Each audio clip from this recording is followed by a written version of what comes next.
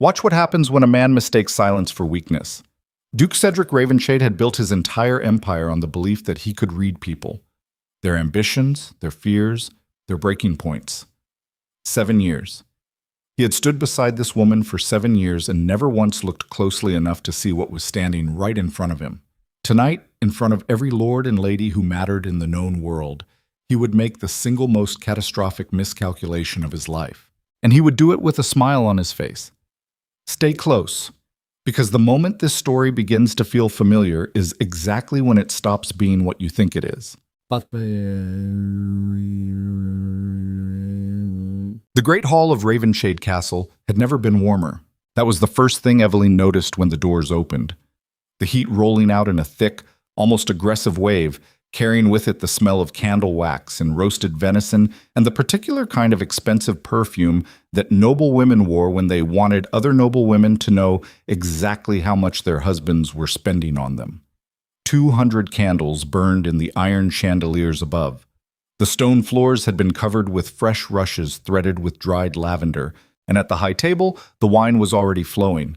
It was the kind of room designed to make a person feel small by making everything else feel enormous. Evelyn had learned over 7 years to walk into it like she owned it. She crossed the threshold with her back straight and her chin level, her dark blue gown, the one that Cedric had personally selected for this evening, this particular shade of blue that he said matched nothing so much as the winter sky before a storm, sweeping the floor behind her in a quiet, controlled line.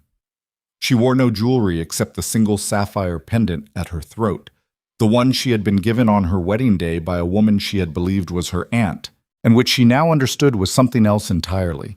She did not reach for it.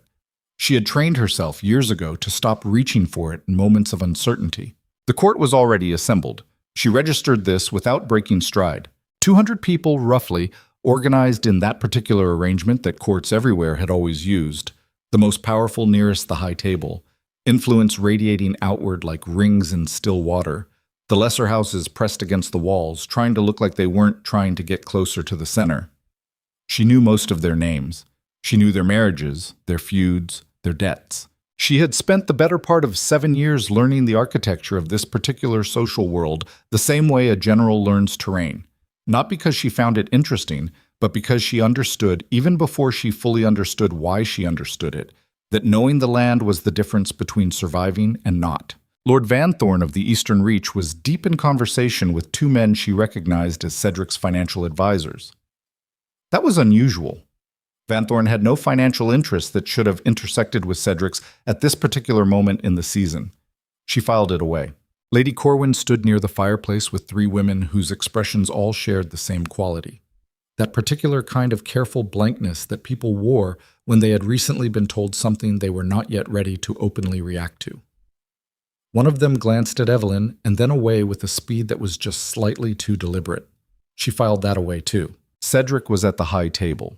He was always at the high table at these things, positioned at its center with the easy authority of a man who had never, in his adult life, had to wonder whether there was a seat for him somewhere.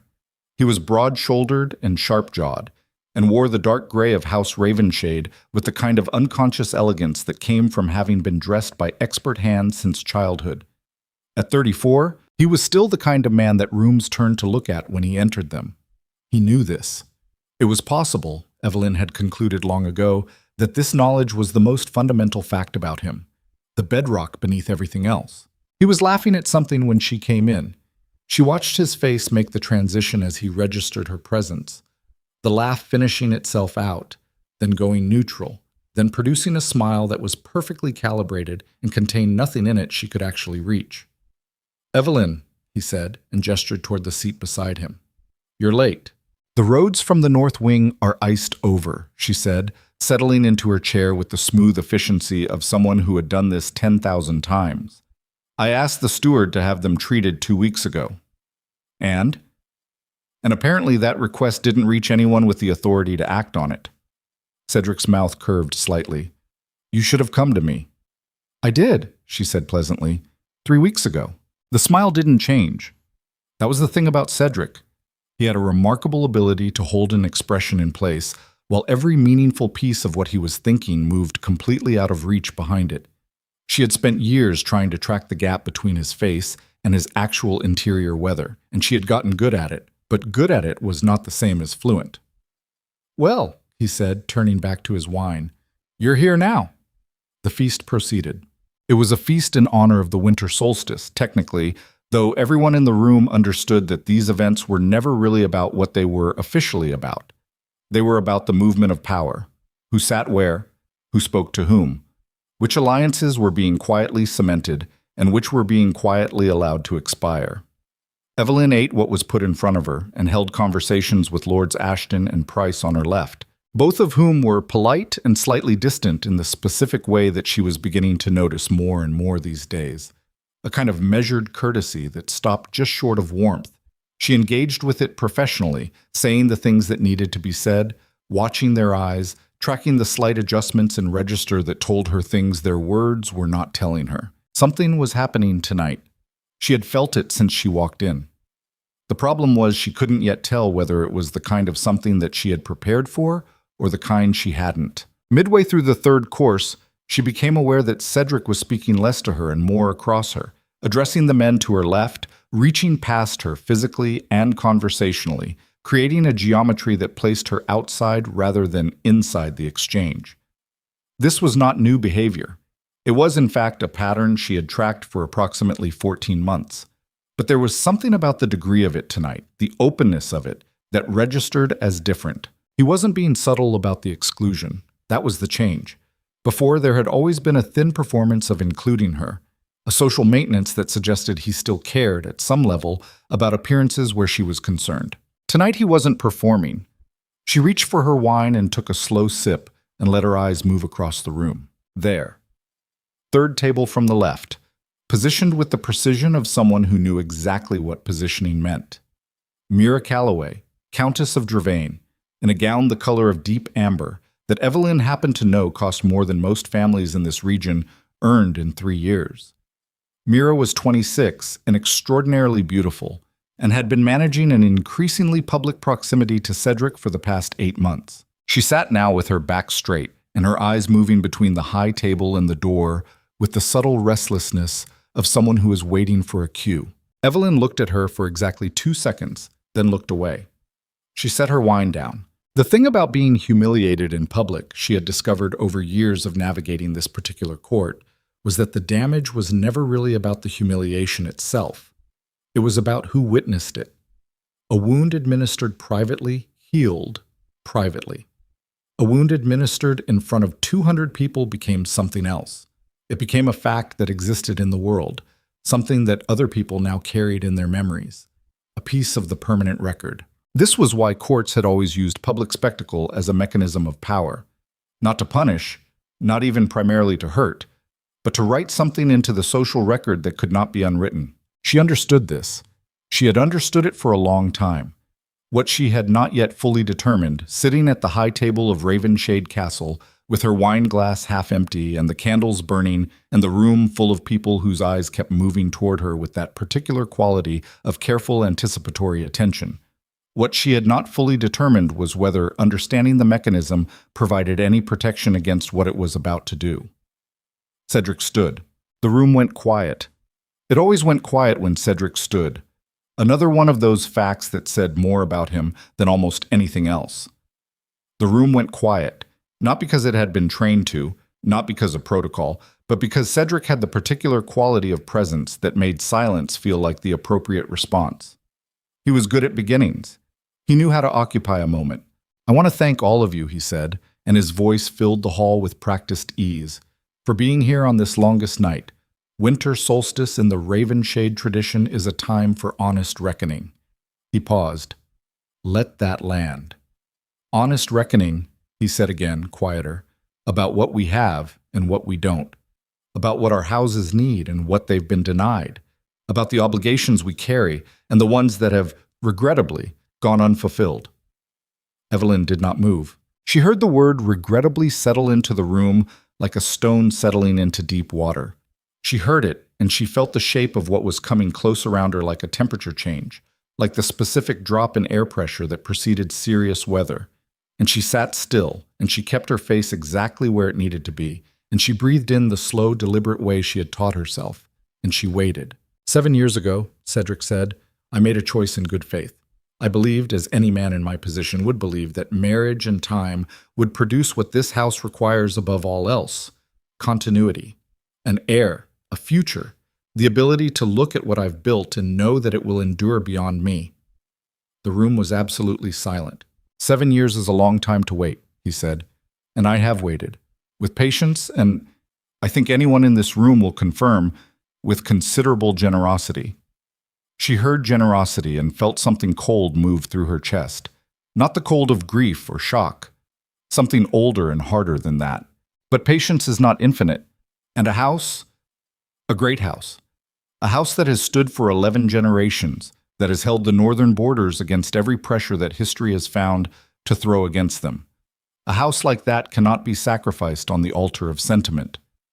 That would be a failure of duty. And if there is one thing I have never permitted myself, it is a failure of duty. He turned to look at her then, and there it was. The thing beneath the smile, behind the carefully maintained surface. The thing she had been tracking for months without ever quite being able to name it directly. Looking at her now, in front of 200 people, she could finally see it clearly. It wasn't cruelty exactly. Cruelty implied that he had considered her feelings and chosen to override them. What she saw in his face was something colder than cruelty. It was the absence of the question entirely. She had simply been weighed and found insufficient, and he had moved on, the way a man moves on from a tool that has failed to perform its function. Evelyn, he said, and his voice was almost gentle, has been a faithful companion. I want that acknowledged, but the Duchess of Ravenshade must be more than a companion. She must be a mother. And in this, through no fault I choose to lay at her door publicly, she has been unable to fulfill what this house requires. The silence was total. Therefore, Cedric said, and he reached down and lifted his wine glass with that unhurried, sovereign ease, I am formally declaring my intent to dissolve this marriage, with the blessing of imperial law and in the best interests of House Ravenshade, and I am announcing my betrothal. He paused, and across the room Mira Calloway rose from her chair with the practiced timing of a woman who had rehearsed this moment.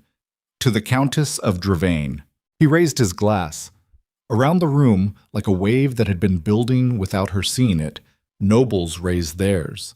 And Evelyn sat at the high table of her own castle, in her own hall, in the gown her husband had chosen for this evening, and did not move. She did not reach for her pendant. She did not grip the table edge. She did not perform the dignity she was feeling because dignity, real dignity, did not require a performance. She sat and she breathed and she let the room do what the room was doing, and she watched it with the part of her mind that had always, quietly, been watching everything. 20 seconds. She counted them. Then she stood. I appreciate the public setting, she said, and her voice came out even and clear. It removes any ambiguity. Cedric's expression flickered. He had expected tears, she understood in that instant, or collapse, or the kind of pleading that would confirm everything he'd just said about her. Evelyn, he began. I heard you, she said. Not loudly, not with the heat that would have made it a scene. I don't need it repeated. She picked up her wine glass. She took a sip, unhurried, the same way she would have finished any other course of any other dinner. Then she set it down precisely where it had been, smoothed the front of her gown, and turned to the nearest servant. Have my personal items held in storage, she said. I'll send word about collection. She walked toward the doors. Guards. Cedric's voice behind her carried a note she hadn't heard before. Not quite anger. Something adjacent to it. The particular tone of a man who had expected a controlled outcome and was watching it move slightly outside his control. She stopped. She did not turn.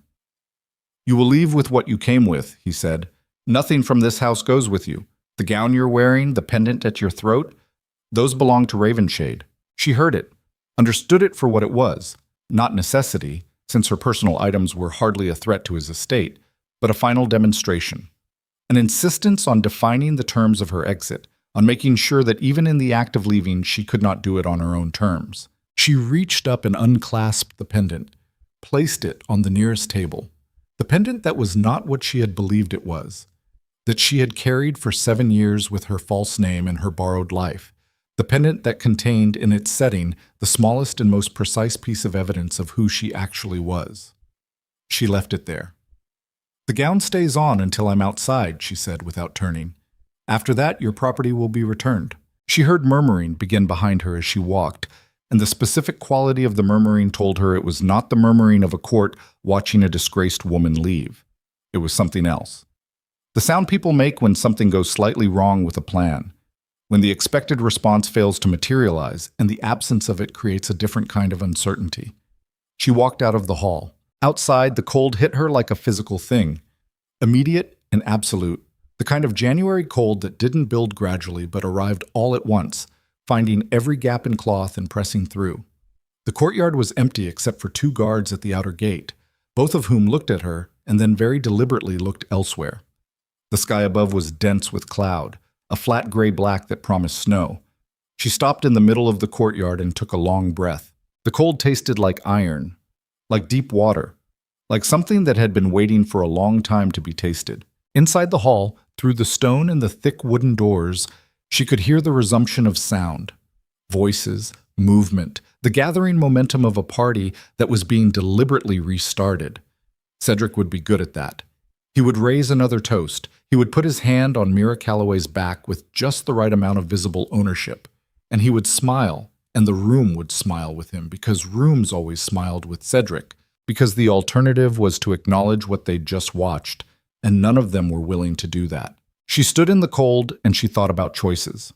Not in the way that people thought about choices when they meant they were deliberating. She had not been deliberating for some time.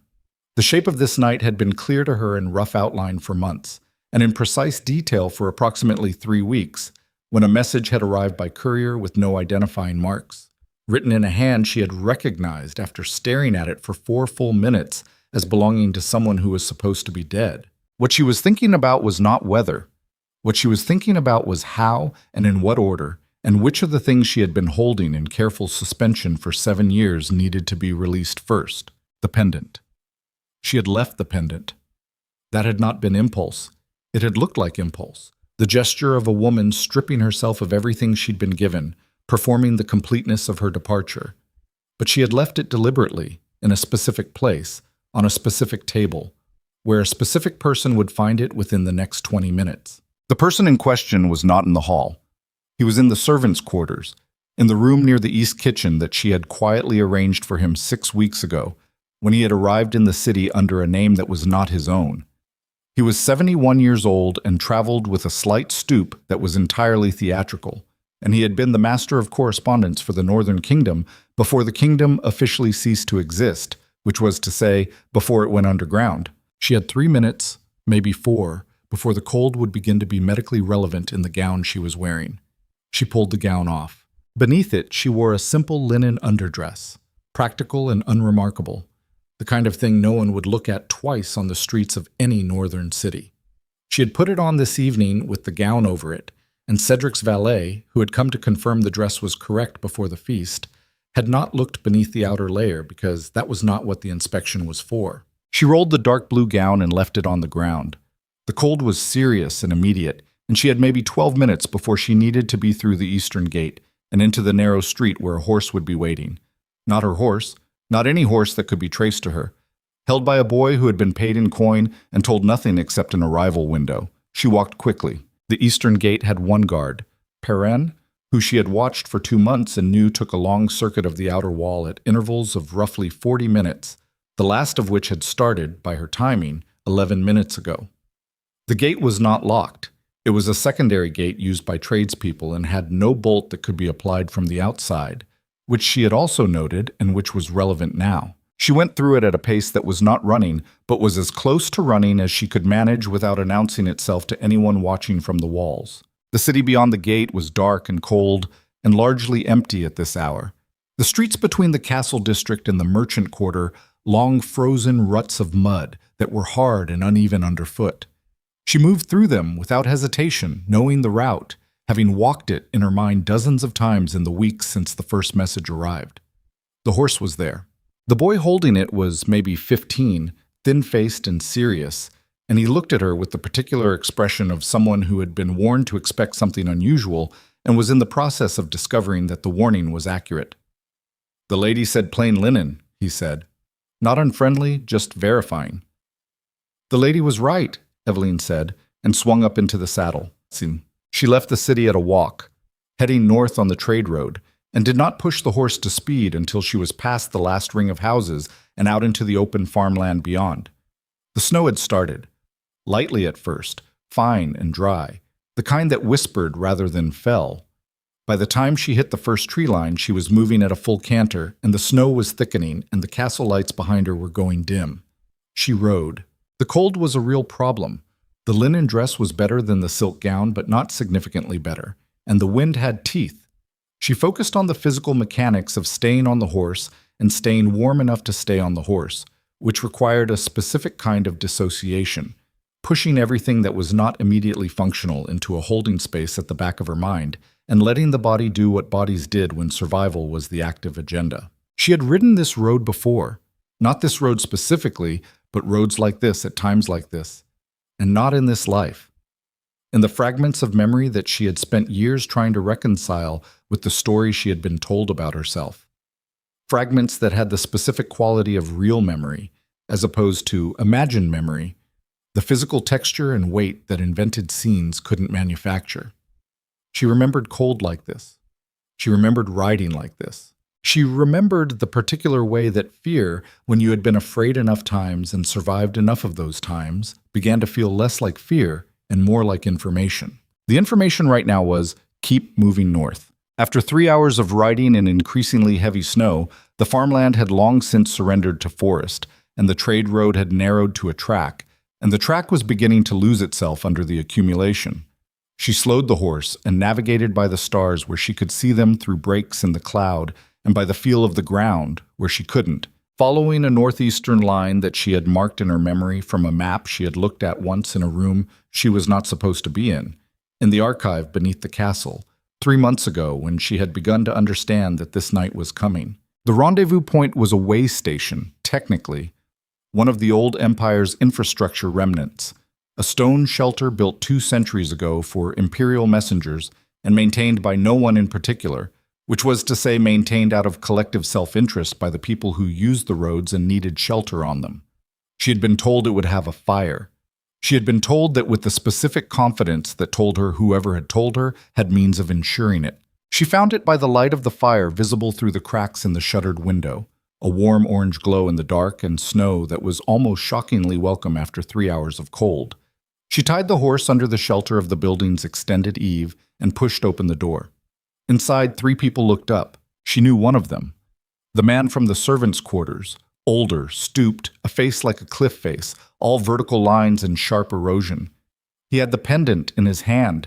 He looked at her with an expression that was not surprise. He had known she was coming. He had, she understood now, known she was coming for considerably longer than she had known it herself. The other 2 were younger, a woman about her own age in traveling clothes that were better quality than they were meant to look, and a man who was watching the door with the specific stillness of someone whose professional responsibility was to watch doors. "Your Grace," the old man said, and the title was Evelyn's title, the wrong title, and he was using it with a careful precision that told her he knew it was wrong and was making a point about the timing. "Not anymore," she said.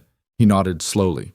Then he looked down at the pendant in his hand, turned it over, and with a thumbnail that was surprisingly steady for a man of his age, pressed the latch that was set into the back of the setting.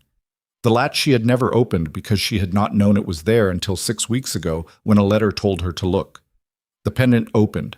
Inside, folded to the dimensions of the setting's cavity, was a piece of paper so thin it was nearly translucent. He unfolded it with the deliberate care of a man handling something he had waited most of his life to handle. When it was open, he looked at it for a moment with an expression she couldn't read. Complex and still and very old. Then he held it up for her to see. It was a seal. The imprint of a seal, made in ink so fine it had survived however many years it had been folded inside that setting. The design was a crown, not the imperial crown she had grown up seeing on every official document and coin and banner, but something older, more severe, with a specific detail in its northern point that she had seen before, in the fragment memories she had never been able to fully place. She had seen it because she had been born in a room where it was carved above the door. Below the seal, in a script that belonged to a style of formal document writing that had not been in official use for 23 years, were two names. The first was a man's name she knew from history. The second was a name that was not Evelyn. "My name," she said, and her voice came out strange. Not weak, not unsteady, but stripped somehow of the careful management she had applied to it for 7 years. Raw in the way that things went raw when they had been compressed for a very long time, and the compression finally released. "Your name," the old man agreed. He did not say it. He waited. She looked at the paper. At the second name. At the name she had last heard spoken aloud by someone who believed it in a memory she had always thought was a dream, because it was easier to believe it was a dream. "Serafina," she said. In the way station, the fire burned. Outside, the snow was coming down in earnest now, covering the road she had ridden, covering the tracks the horse had left, covering piece by piece the evidence that Evelyn Ashcroft had come this way at all. The old man folded the paper back with the same careful deliberation and held it out to her. She took it. The paper was lighter than it should have been for something that heavy. "There's a great deal to tell you," he said. "Some of it you already know. Some of it—" He paused, and in the pause she heard the weight of 23 years of waiting. "Some of it will change the shape of everything you think you understand." The woman in the traveling clothes spoke for the first time. "The northern generals are already moving." Her voice was flat and professional and precise. "They've been waiting for this specific document, for proof. The moment word reaches them." "How long?" Evelyn asked. Serafina. The name she was learning to hold again, like a muscle that had been still for too long learning movement. 3 weeks if the roads hold," the man at the door said, without turning from it. 2 if they don't wait for the roads." She stood in the firelight and looked at the pendant in one hand and the document in the other and felt, moving through her with the specific, unmistakable quality of a thing that had always been true and was simply being remembered, the weight of what she was. Not what she had been given, not what she had failed to give, what she was underneath the borrowed name and the silk gown and the 7 years of silence, what had always been there. Then the door guard said without inflection, "Riders." Everyone went still. "How many?" the old man asked. 6, he said. "Riding hard. And they're carrying—" He paused, and the pause was brief but absolute. "They're carrying the Duke's colors." Cedric. She looked at the fire, at the paper in her hand, at the distance between who she had been 3 hours ago and who she was standing here now, and the distance was enormous, and also, she understood in this moment, entirely irrelevant, because the riders outside were already in the yard. "The horse," she said. "1 exit," the door guard said. "The back window, 8-foot drop into the woodpile. If you go now, before they—" The front door shook with a fist. Evelyn Ashcroft. The voice outside was not Cedric. It was a voice she recognized from the castle, Halford, Cedric's captain of guard, a man who had been loyal to him for 15 years, and who, she knew, had been present at every significant act of cruelty she had witnessed in this marriage, and several she had only heard about afterward. "Open by order of Duke Ravenshade. You are in possession of property belonging to this house." Property. She looked at the paper in her hand. "The pendant," the old man said quietly. "He knows what it is." Which meant Cedric knew. Had known for some time, or had suspected, which was nearly as dangerous. It meant the dissolution tonight had not been simply about the heir. It meant something else had been driving this. A different calculation. A more dangerous one. The fist hit the door again, harder. "Last warning," Halford said. "Shawoto, open the door or we open it." She looked at the back window. At the door guard who was looking at her with the specific expression of someone waiting for an order. At the old man who was no longer stooped, who was standing straight for the first time since she'd met him, with the particular posture of a man who had been waiting for this moment for most of his adult life and was not afraid of it. Outside, she heard the sound of horses being repositioned. 6 riders, moving to cover the building. She was one woman in a linen dress, in a way station, in a snowstorm, with a piece of paper that could reshape the empire. And Cedric Ravenshade was outside that door. She folded the paper. She put it inside the front of her dress, close against her skin, where the cold of the paper met the warmth of her body and became, for the first time, something that was genuinely hers. She looked at the door guard. "How good are you?" she asked. He looked back at her. Then the corner of his mouth moved. Not quite a smile. Something drier than that. "Good enough for 6, he said. Barely. The door came off its hinges. The door didn't splinter. It came off clean, both hinges shearing simultaneously, which meant they'd used a ram, which meant they'd come prepared for resistance, which meant Cedric had sent Halford knowing this would not be a simple retrieval. The door landed flat on the stone floor, and the cold came through the opening like a living thing, immediate and aggressive, and behind the cold came Halford. He was a big man, not tall exactly, but constructed with the dense, load-bearing quality of someone who had spent 30 years being the last thing standing between his employer and consequences. He wore the dark gray of Ravenshade livery and carried a short blade at his hip that he hadn't drawn yet, which was its own kind of statement. He looked at the room with the practiced efficiency of a man cataloging threats, and his eyes went to her first, then to the door guard, then to the old man, then back to her. "Lady Ashcroft," he said. "Not your grace."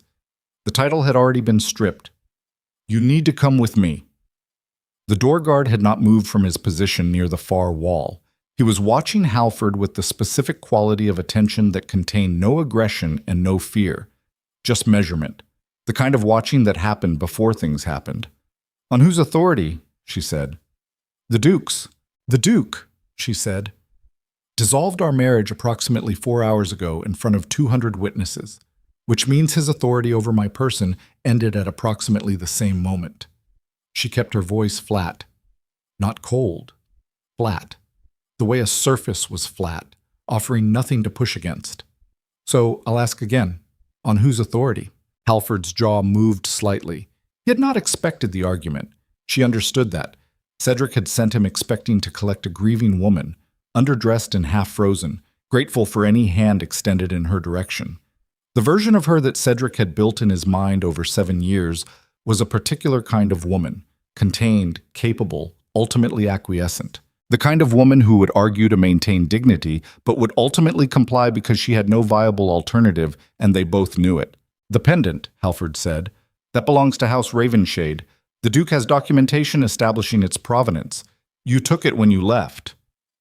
"I left it on a table in the Great Hall," she said. "That's not taking. That's leaving. And yet here it is." His eyes moved to the old man's hand where the pendant was still visible. "Along with, what is that, a document of some kind?" "A personal letter," the old man said. His voice was dry and precise and carried the accent of the Northern Territories, the specific vowel shaping of the high country that she had heard in her oldest memories. "Of no interest to House Ravenshade." Halford looked at him for a long moment. Something moved behind his eyes.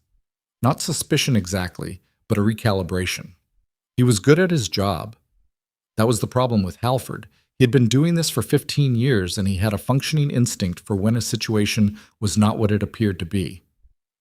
"You're going to come with me," he said, looking back at her.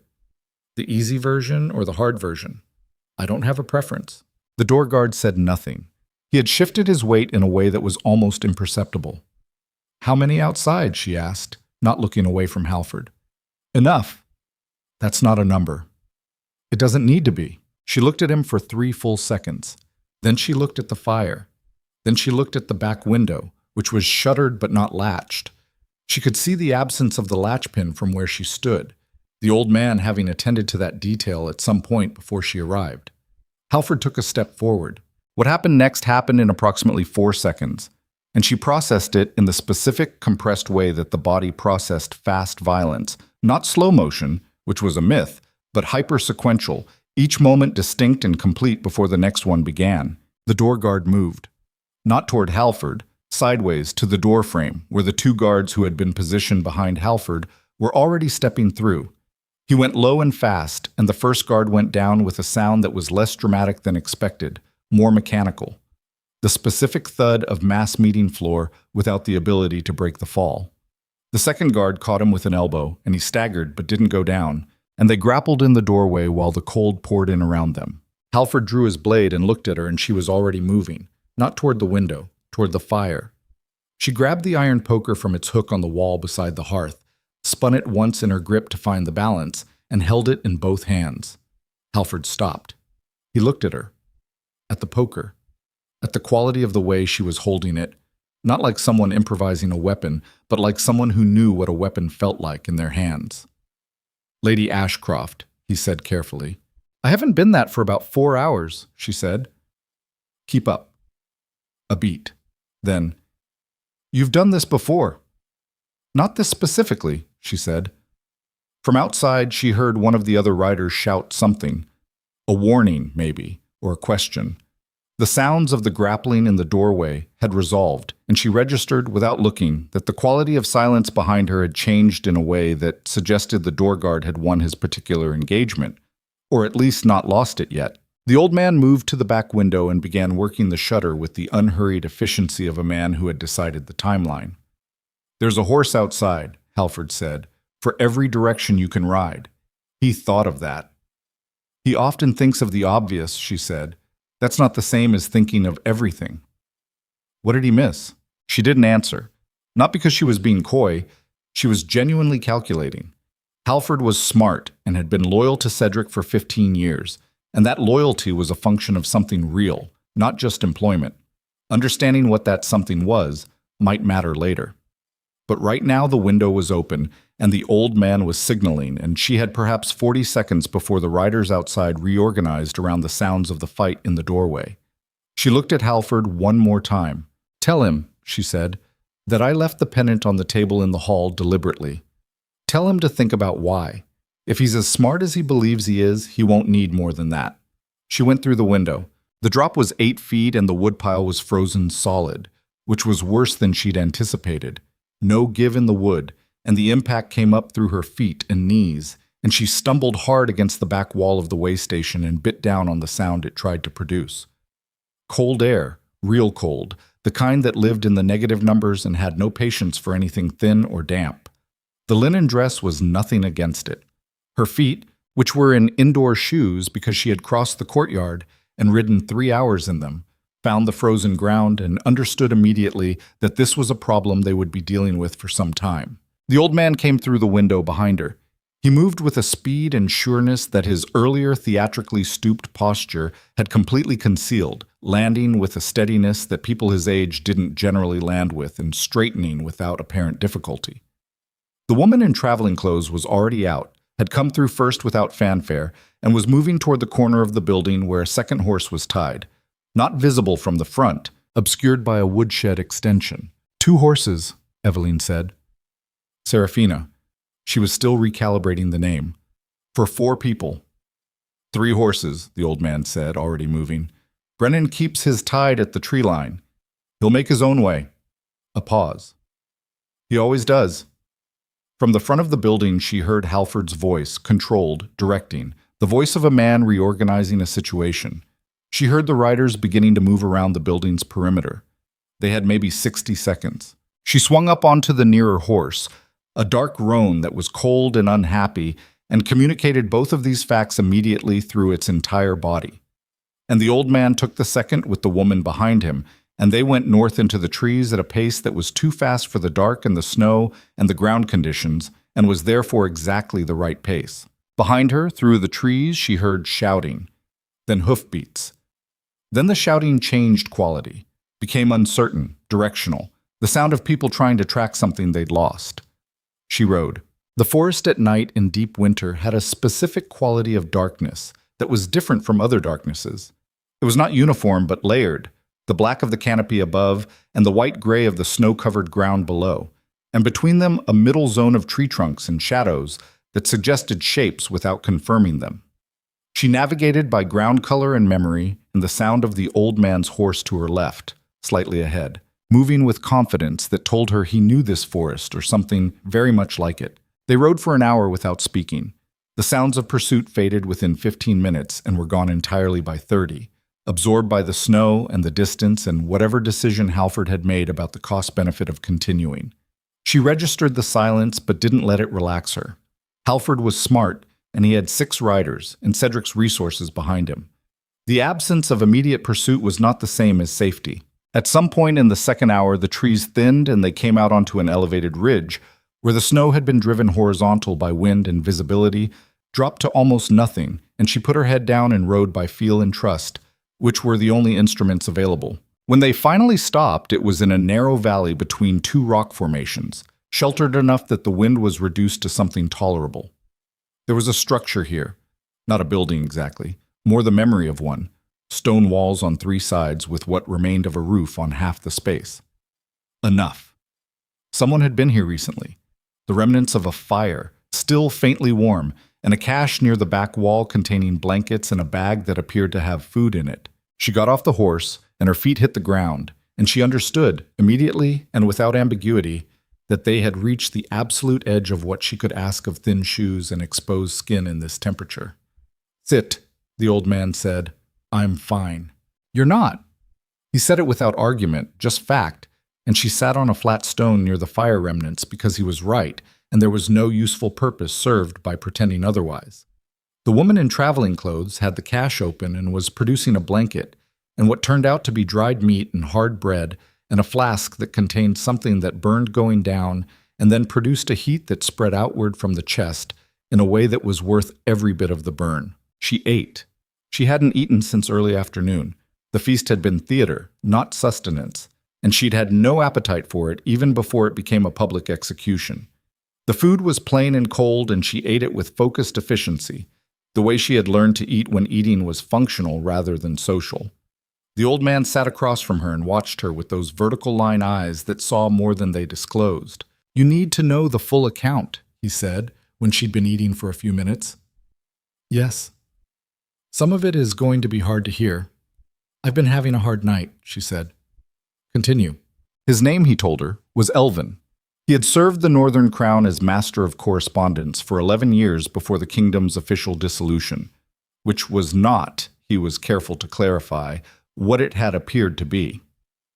The dissolution had been a legal instrument, imposed by imperial pressure and accepted by the Northern Council as the least catastrophic available option at a moment when the alternative was open war with an empire 3 times their military size. It was not surrender. It was concealment, a deliberate submerging. "Your father," he said, "understood that the direct line could not survive openly. The empire had made that clear. What he understood, what not everyone around him understood, was that survival didn't require visibility. It required patience, and the right document in the right hands at the right moment." "How old was I?" she asked.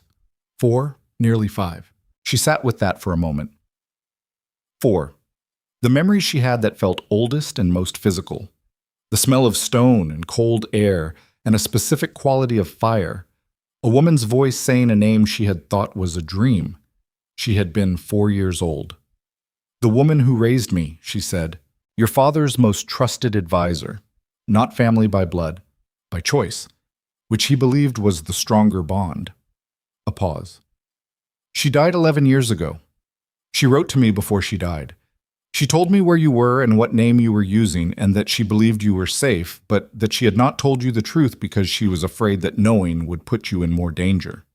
She looked at the fire remnants, cold ash and one ember that was almost out. "She was wrong," she said. "Yes," Elvin said, "she was wrong." "And Cedric, what about him?" It was not a question, but she treated it as one, because the answer needed to be spoken out loud in order to be real. He knew, or he suspected. That's why tonight was tonight, not because of the air. That was the pretext. Something changed recently that made him move. Elvin looked at her steadily. 3 months ago, a courier from the Northern Territories was stopped at the eastern checkpoint and found carrying documents that referenced the Vealoria bloodline. He was arrested. He escaped. A pause with weight in it. Cedric's people were involved in the arrest. She breathed in slowly. So the timeline was 3 months. Cedric had spent 3 months knowing or suspecting, and in that time he had done 3 things. Arranged the betrothal with Mira Calloway, stripped Evelyn of any legal standing through the divorce, and sent Halford to the way station tonight to recover the pendant, which meant he knew about the pendant specifically, which meant the courier had known about the pendant specifically. Chains. Everything was chains. She pulled the next link. "The courier," she said, Who sent him? Elvin did not answer immediately. The woman in traveling clothes was looking at the entrance to the shelter, hand near the blade at her hip, doing her job. The wind outside pressed against the stone and made the old roof structure groan. I sent him, Elvin said. The silence that followed was the kind that reorganized things. She looked at him and let the reorganization happen without rushing it. He had sent a courier carrying documents about the Vialoria bloodline. That courier had been intercepted, which meant that either Elvin had not anticipated the interception, possible if the checkpoint inspection had been random, or he had anticipated it and judged the risk acceptable, which required a different kind of accounting. Why? She said. Because I needed to know if Cedric knew, he said, and the only way to know if he knew was to give him something to react to. You used a man as bait. The man understood the risk. He volunteered. A pause. He also escaped, which he was trained to do. And what he carried led Cedric to act tonight. It accelerated a timeline that was already moving, Elvin said. If Cedric had suspicions, they would eventually have produced action. I preferred action on my schedule over action on his. She looked at him for a long moment, at the face that had waited 23 years for this night, at the quality of calculation beneath the patience, the kind of long-game thinking that was willing to use people as instruments and call it strategy. She had spent 7 years married to that quality in a different form, and she recognized it without illusion. Don't ever do that again without telling me, she said. He held her gaze. No, I won't. It was not an apology. She didn't want an apology. She wanted the agreement, which was different, the acknowledgement that things operated differently now, that the calculus had changed because she was no longer the piece being moved, but the player doing the moving. She wanted him to understand that distinction and to operate inside it. He understood. She could see it in the minute shift of his posture, not submission, but adjustment. The recalibration of a man who had been running an operation solo for a long time and was now reporting to a principal. The woman at the entrance said quietly, "Movement." Everyone stopped. She said, "Single rider, coming slow, from the north." North, not south, not Halford. The rider came in out of the dark and snow and stopped at the entrance to the shelter, and his horse was dark with sweat. And his face, when he pulled down the scarf, was young, not more than 25, and rigid with the specific expression of someone who had been riding hard for a very long time towards something that couldn't wait. He looked at her, looked at the traveling clothes and the fireless shelter and the flask in her hand. Then he looked at Elvin with something that was close to relief. "She's here," he said. Not a question. "She's here," Elvin said. The young man reached inside his coat and produced a letter. The seal on it was not any seal she had seen on official imperial correspondence.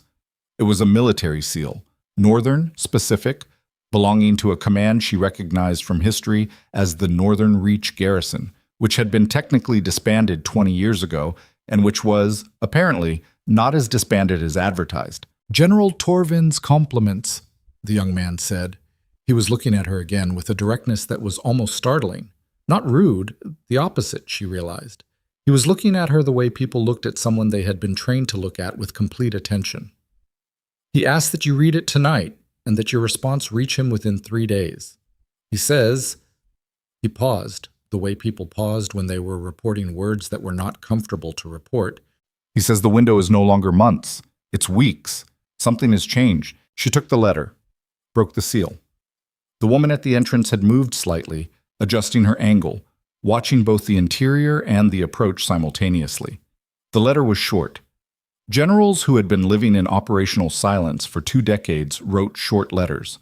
It covered less than a page, and it contained 4 pieces of information and 1 question. The 4 pieces of information were: the Northern Reach Garrison was at full strength and had been for 6 months.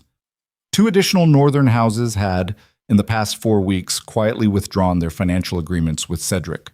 The Imperial Census Office had begun an unusual inquiry into lineage records in the Northern Territories.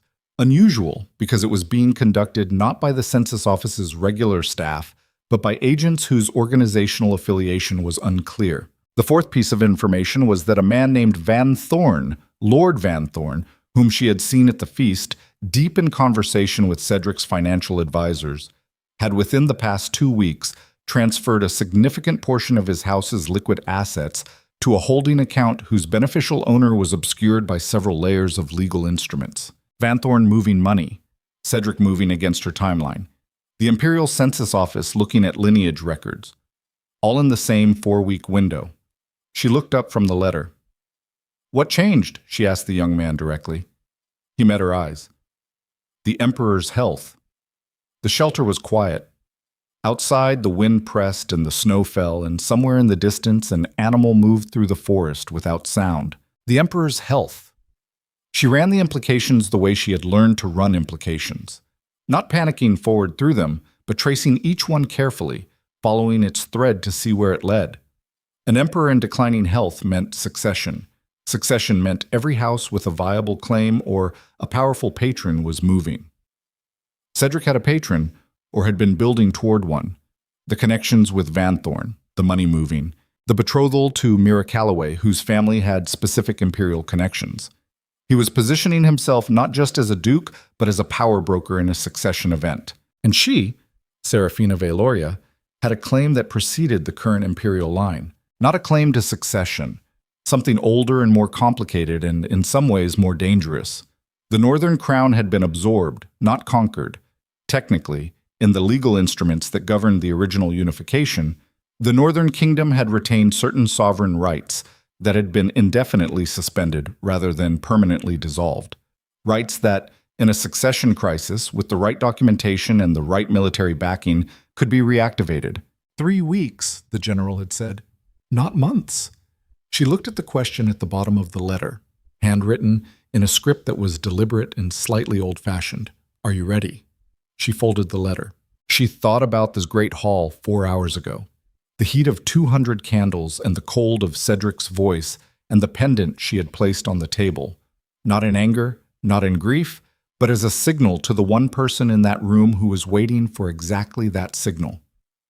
She thought about 7 years of silence and patience, and the particular discipline of becoming a person other than yourself so thoroughly that the self underneath almost forgot it was there. Almost. "Tell General Torvin," she said, and her voice was steady in the way that things were steady when they had found their true level, "that the question has been answered." The young man held her gaze for 1 second. Then he nodded, a single sharp downward movement that was not deference exactly, but acknowledgement. The acknowledgement of someone trained to recognize a specific quality of certainty when they encountered it. "He'll need more than that," he said. "He'll need to know the plan. Then he'll have it in 3 days. "The roads? I'm not waiting for roads." She stood. The cold of the stone came up through her inadequate shoes, and she registered it and set it aside. Her feet were recoverable. The window was not. "I need a map of the northern approaches. I need to know which of the garrison's officers Torvin trusts completely versus which ones he trusts sufficiently.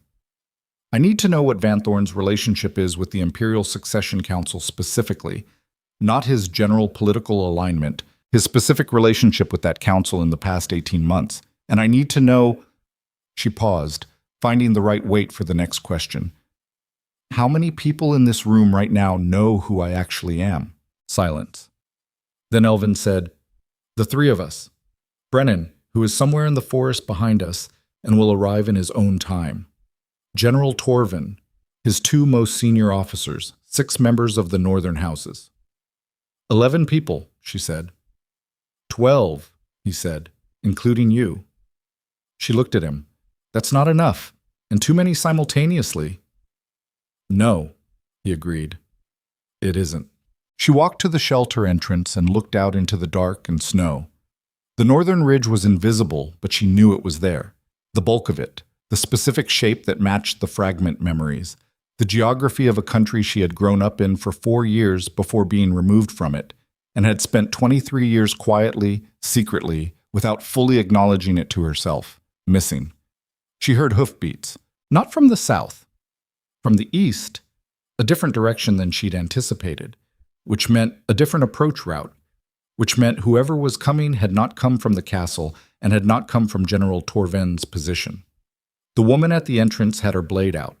The young messenger had moved back and sideways, hand on his own weapon. One rider.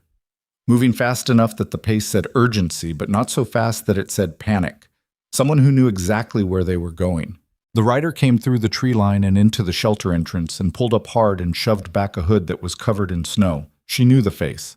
She had known this face for 7 years, had sat across from it at dozens of dinners, had navigated around it at court events, had tracked its movements and motivations with the careful attention she gave to everything at Ravenshade that might be relevant to her survival. She had never trusted it. She had also never had cause to consider it an asset. Mira Calloway, Countess of Dravain, looked at her from the back of a horse that had been ridden very hard from the south, and her expression was nothing like the composed, carefully projected confidence she had worn in the Great Hall 3 hours ago when she'd risen to accept the Duke's public announcement of their betrothal. She looked, in fact, like someone who had just discovered the exact dimensions of the situation she had walked into. "I need to talk to you," Mira said. Her voice was controlled, but the control was recent, the kind of composure that had been assembled in a hurry. What he told me and what is actually happening are not the same thing, not even close. The wind pushed into the shelter. The near-dead fire produced one small movement of warmth, and then went still. Serafina looked at the woman who was, as of this evening, publicly betrothed to the man who had cast her into the snow. She looked at her for a long time. "What did he tell you?" she said finally. "Not an invitation, a test." Mira met her eyes, and there was something in the meeting of them. Not alliance, not yet, not anything that simple, but the raw, stripped quality of a woman who had made a calculation and discovered mid-execution that the ground underneath it was not what she had been told it was. "He told me," Mira said carefully, "that you were nobody." The word landed in the shelter and sat there. Outside, the snow was coming down in the way that it came down when it intended to continue for some time. Steady and total, covering everything behind her, ahead of her, all the roads back to Ravenshade and every road that led anywhere else. By morning, the north would be white and unreadable. By morning, Cedric would wake up to a bed that was different than the one he thought he'd made. By morning, certain things that had been invisible would begin, very slowly, to become visible. By morning, there would be no walking any of this back. Serafina looked at Mira Calloway, the woman Cedric had put in her place, and made a decision that she understood, completely and without ambiguity, was the kind of decision that reorganized everything that came after it. "Sit down," she said, "and start from the beginning." Mira Calloway sat down. She sat the way people sat when their body had been running on something that was now exhausted. Not gracefully, not with the managed poise she had displayed in the Great Hall 3 hours ago, but with the specific heaviness of someone whose performance had finally cost more than it had left in reserve. Her amber gown was ruined at the hem, soaked through and dark with snow and mud, and her hair had come half down from its arrangement, and she had not fixed it, which told Serafina more than anything else about the state she was in. Mira Calloway was a woman who fixed her hair. She looked at the ground for a moment. Then she looked up. "He came to me 8 months ago," she said. "Not with a proposal, with a transaction." Serafina said nothing. She stood near the shelter entrance where the cold came in steadily and kept her eyes on Mira's face with the quality of attention that didn't invite elaboration or shortcut. Just listened. Let the other person feel the weight of being listened to. He said he needed a political alliance. His words. He said the marriage to you had been, she paused, choosing, strategically insufficient, that it had failed to produce what he needed and that he intended to dissolve it. He said if I stood beside him publicly, the Dravain holdings and the Calloway connections to the eastern trade routes would give him leverage he currently lacked. A beat. He made it sound like a business arrangement. It was, Serafina said. I know that now.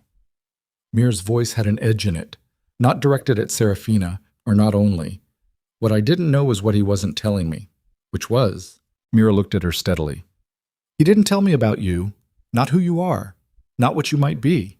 He told me you were a minor noble from a second-tier house who had been elevated by the marriage and would return to obscurity without it. He told me your family had no meaningful connections, no resources, nothing that would produce any kind of resistance to the dissolution. She paused. He told me you were nobody. The word again. Serafina let it sit. And you believed him, she said. I had no reason not to. Something moved across Mira's face, Not defensiveness exactly, but the specific discomfort of a person who had been competent and careful and had still been wrong. I did my own research. Your public records supported what he said. House Ashcroft, minor northern gentry, one surviving member, no military connections, no financial weight, the duchess by marriage only, with no standing of her own. That's an accurate description of Evelyn Ashcroft, Serafina said. Mira looked at her. Yes, she said quietly. I'm beginning to understand that. The young messenger had moved to the far wall and was watching this exchange with the careful neutrality of someone who understood his role was to observe and not to participate.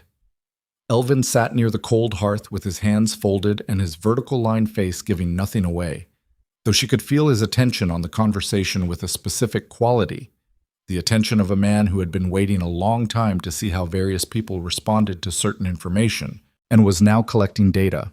What changed tonight? Serafina said. You were in that hall. You stood up when he announced it. You looked prepared. I was prepared, Mira said, for what I thought was happening. A pause. Then Halford came back. Serafina went very still. He came back to the castle, Mira said, about 2 hours after you left. I was still in the hall. Cedric had extended the feast. You can imagine why. He was in the middle of receiving congratulations and enjoying the theater of it. The word theater came out with a particular quality of bitter precision. Halford came directly to him and spoke in his ear, and Cedric's face changed. Changed how? I've been in courts my whole life, Mira said. I know what a man's face looks like when he's performing composure. That's not what I saw. What I saw was... She stopped. Started again. He was afraid. Not worried. Afraid. The specific kind of afraid that happens when something you thought you'd controlled turns out to be something you never understood. Serafina breathed in slowly. Halford had gone back, had reported, and the report had produced fear in Cedric, which meant the message she had asked Halford to carry, tell him I left the pendant deliberately, tell him to think about why, had been delivered, and Cedric had thought about it and understood something. The question was how much. What did he do? She said. He excused himself from the table. He was gone for 40 minutes. When he came back, he was... Mira looked for the word different. Still performing, but the performance had a different quality, tighter. He pulled 3 of his advisors aside at different points. He sent a second group of riders north, different from Halford's group, different direction. Another pause. He sealed the castle. Serafina looked at her. He sealed Ravenshade, raised the gatehouse, closed the secondary exits, put additional guards on the walls. Mira met her eyes. I've seen that done twice in my life. Once during a border incursion, once when there was an assassination threat against an imperial envoy. A beat. He's not doing it because of a divorced wife. No, he wasn't. She turned and walked 3 steps toward the shelter wall and stood with her back to the room for 2 seconds, processing. Elvin's voice came from behind her, very quiet. He knows more than we thought. Or suspects more, she said, without turning, which in practice is the same thing at this stage. She turned back. Mira, why are you here? You could have stayed. You're still betrothed in public record. The dissolution isn't formalized for weeks. You had every reason to remain in that hall and let whatever this is play out from a position of safety. Mira looked at her for a long moment. The firelessness of the shelter, the cold, the darkness, all of it stripped away the context in which Mira Calloway usually operated, the silks and the candlelight and the social geometry of court events. What remained was a woman in a ruined gown sitting on cold stone, and what the stripped context revealed was, Serafina noticed, more interesting than the dressed-up version. Because when Cedric came back to the table, Mira said, he looked at me differently. The silence after that sentence had texture. Not the way a man looks at his intended, Mira continued, the way a man looks at an asset he's reassessing, like I had been filed under one category and was being moved to another. A beat. I've seen that look before too. I know what comes after it. She knew what came after it because she was an intelligent woman who had spent her adult life navigating the specific terrain of powerful men and their calculations, and she understood the moment when a powerful man stopped seeing you as a partner in a plan and started seeing you as a liability in one. That look meant the plan had changed and her position in it had changed, and the change was not in her favor. "So you ran," Serafina said. "I left," Mira said, with a precision that drew a clear line. "There's a difference." Serafina looked at her, looked at the quality of the decision in her face, not impulsive, not panicked, but the sharp, fast calculation of a woman who had processed a threat and moved on it before it fully materialized. Whatever else Mira Calloway was, she was not stupid, and she was not passive, and she had come north through a snowstorm in an amber gown because she had correctly identified that the situation she had walked into was not the situation she had been sold. "What do you want?" Serafina said. Mira blinked once. It was possible no one had asked her that directly in some time. "I want to know what is actually happening," she said. "I want to know who you actually are. And I want—" She stopped, and something moved across her face that was rawer than anything she'd shown yet. "I want it to not be me standing in the path of whatever is about to happen because I made a decision based on information I was deliberately given to control me." That was honest. More honest than Serafina had anticipated, which recalibrated the accounting slightly. She looked at Elvin. He gave her one small nod. The nod of a man who had been reading people for 50 years and had made a preliminary assessment. She looked back at Mira. "We'll talk more in the morning," she said. "Right now you need to sleep. We all do." She looked at the young messenger. "You have a place to shelter your horse?" "There's an overhang about 100 yards east," he said. "We found it on the way in." "Take Mira's horse there too. Both horses need water and what feed you have." She looked at Mira. "Do you have any dry clothes in whatever you brought?" Mira, for the first time, showed something that was almost a rueful expression. "I left with what I was wearing." Of course she had. "Then we share what we have." She looked at the traveling woman, who had been observing everything from the entrance with the particular quality of someone who was always simultaneously 3 steps ahead. "Lena, your spare layer." Lena didn't argue. She opened the pack and produced a heavy wool shirt that was going to be too large for Mira by several sizes and would constitute a dramatic step down from amber silk, and held it out. Mira took it and looked at it for one beat, and then pulled it on over the gown with a practical efficiency that removed the last of the court performance from her bearing. Serafina watched her do it. Something she had understood abstractly for years was becoming concrete in real time. Power was not the gown. It was not the hall or the candles or the public announcement. It was the thing that persisted when all of that was stripped away. The quality of a person's mind in a cold shelter in the dark with no audience and no advantage. She was learning who these people were, what they were made of under the performance. It was the most important information she could collect right now, and the snow outside and the ruined fire in Cedric's sealed castle were providing it for free. She slept for 3 hours. She did not dream, or if she did not retain it. When she woke, the shelter was gray with early dawn light coming through gaps in the partial roof, and Elvin was already awake, had perhaps not slept, sitting in the same position near the dead hearth, looking at the pendant where it rested on the stone beside him with an expression she had not seen on his face before. Something between grief and relief that was almost private, and she looked away from it quickly to give it room. The snow had stopped. That was the first thing she registered fully. The snow had stopped, and the air outside had the specific bright stillness of a morning after heavy snowfall, the world muffled and white and briefly, deceptively quiet. She took stock. They were in a shelter in the northern forest approximately 4 hours' ride from Ravenshade. Cedric had sealed his castle, which meant he was operating from a defensive posture, reactive, not yet aggressive in the full sense. Halford's pursuit had been abandoned or redirected. Mira was here, which was either an asset or a complication, or both, and which category she fell into would be determined by what she actually knew and what she was willing to do with it. Elvin had a message from General Torvin saying the window was weeks. The young messenger was waiting for her response. 3 days, she had told him. In 3 days, with the roads in the current state, the range of options was constrained but not closed.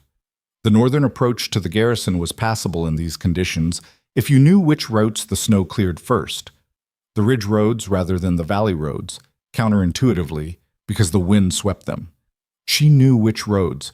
Another fragment memory, but concrete and directional. She stood and found Elvin watching her.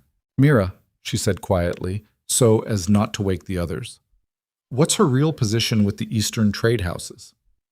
The Callaway name carries significant weight in 3 of the 5 major Eastern trading consortiums, he said. Her mother's family. She has actual influence there, not just nominal affiliation. Cedric knew that when he approached her. Of course. And if she withdrew that affiliation from his interests, 2 of those 3 consortiums would follow her lead rather than his, Elvin said. Conditionally. They'd want to know where she was redirecting. Serafina sat with that for a moment. An Eastern economic lever she had not had 12 hours ago. The shape of the situation was changing, and she needed to let it change. Needed to resist the instinct to hold to the plan she had formed before last night. Because the plan formed before last night had been built on a set of conditions that no longer fully existed. Adaptation was not weakness. Rigidity in the face of new information was the thing that got people killed, and got kingdoms killed, and got everyone who depended on them killed along with them. She heard movement outside the shelter, and every muscle in her body went to a specific kind of readiness. Not panic, not combat posture, just heightened. And then Lena, who had already been outside and had simply stepped back in, gave a small hand signal that meant known quantity, and a moment later Brennan came through the entrance. He was shorter than she had imagined from Elvin's description.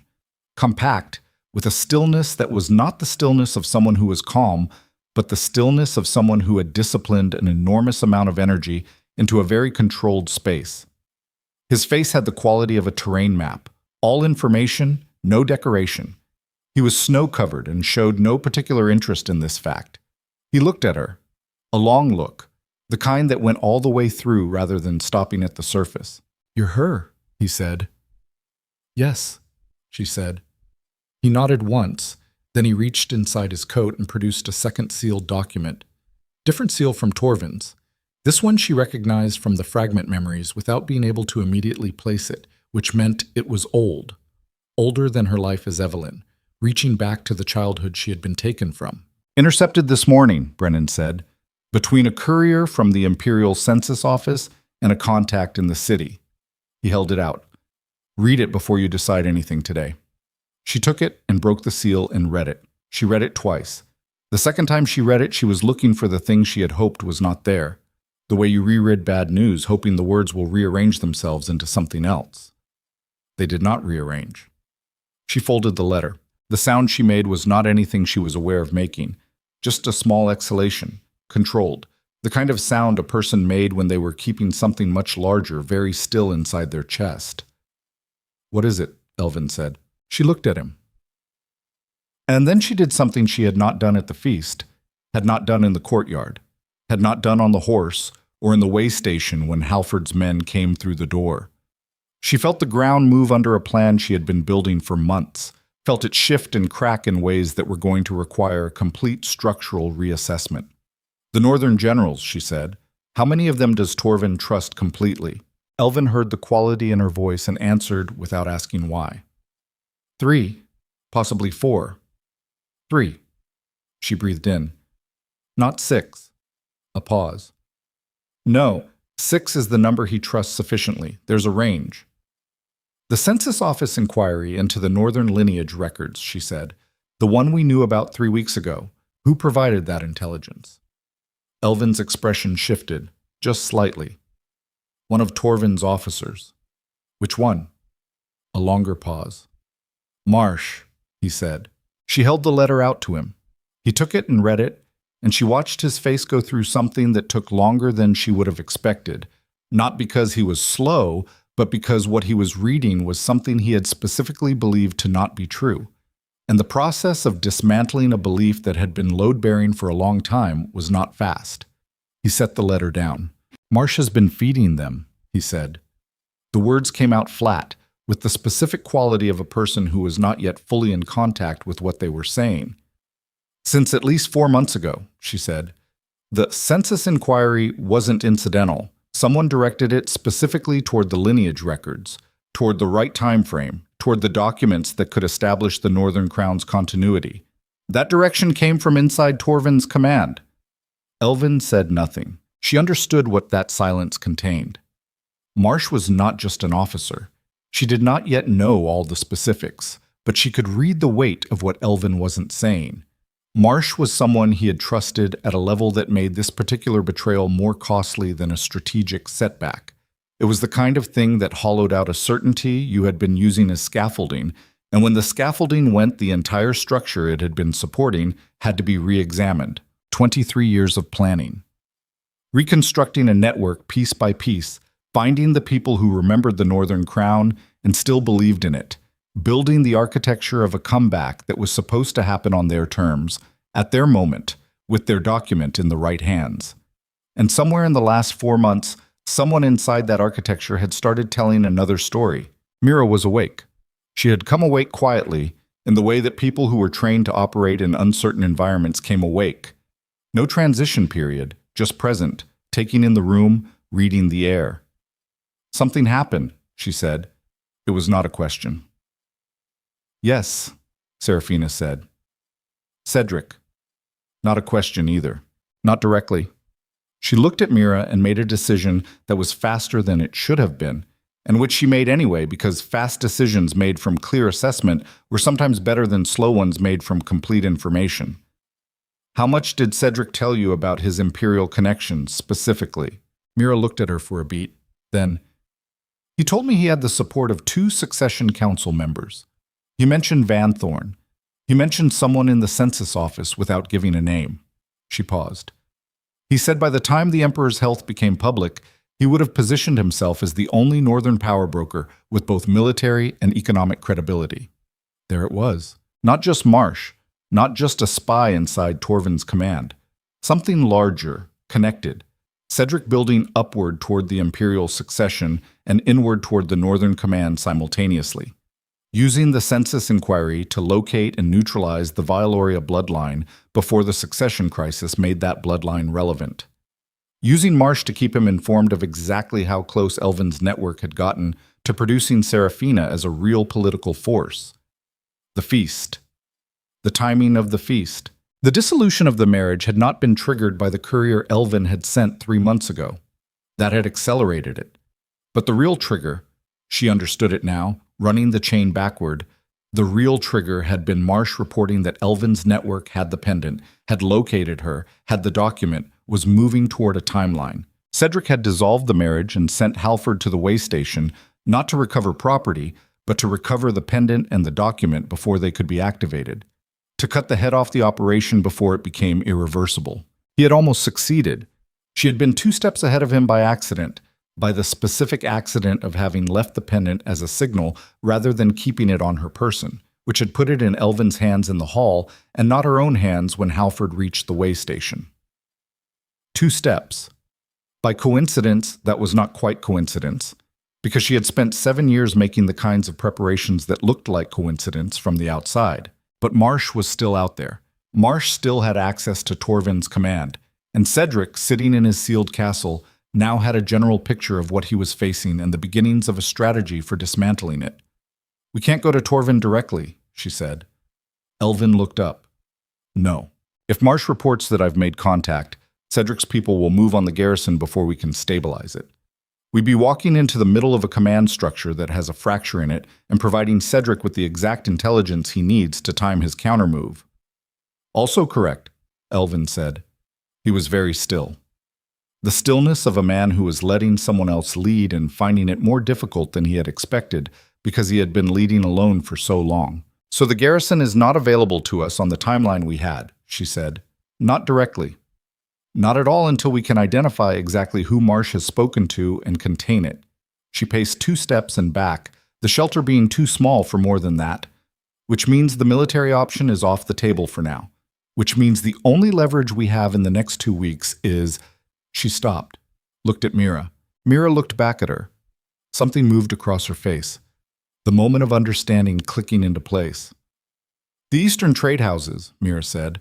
If the economic pressure on Cedric's position is applied before he can solidify his succession council relationships, Serafina said, he loses his primary tool for converting political ambition into actual power. He needs money and commerce to make his military and political connections credible. Without the Eastern roots, he's a duke with land and grievances, Mira said, which is not nothing, but it's not enough. She was thinking fast, visibly, the court performance entirely gone now. just a sharp mind working a problem. The consortium leaders will want assurances. They'll want to know who they're backing. They'll want something. She paused. They'll want the document. No, Elvin said immediately. The word was hard. Copies, Serafina said. Certified copies. Elvin, can the pendant's latch produce an impression that would hold up to examination by a senior notarial house? A beat. He was not happy about the direction, but he was following it. With the right materials, yes. How long? 2 days, possibly 1. Then that's the first move. She looked at Brennan, who had been standing in the corner absorbing all of this with the same data map face. I need to know where Marsh went after Torvin's last communication, his physical location, and I need to know if there are other officers in Torvin's command who are aware of the breach. Brennan looked at her with those complete, information-dense eyes. That's going to take more than 2 days. I know, she said. That's why you start now. He was gone before the sentence finished. She stood in the middle of the shelter and looked at the cold hearth and the gray light coming through the gaps and the 3 people who remained, and she let herself feel for exactly 5 seconds the full weight of what was in front of her. Not the weight of ambition or strategy or the abstract scale of what was at stake. The actual human weight of it.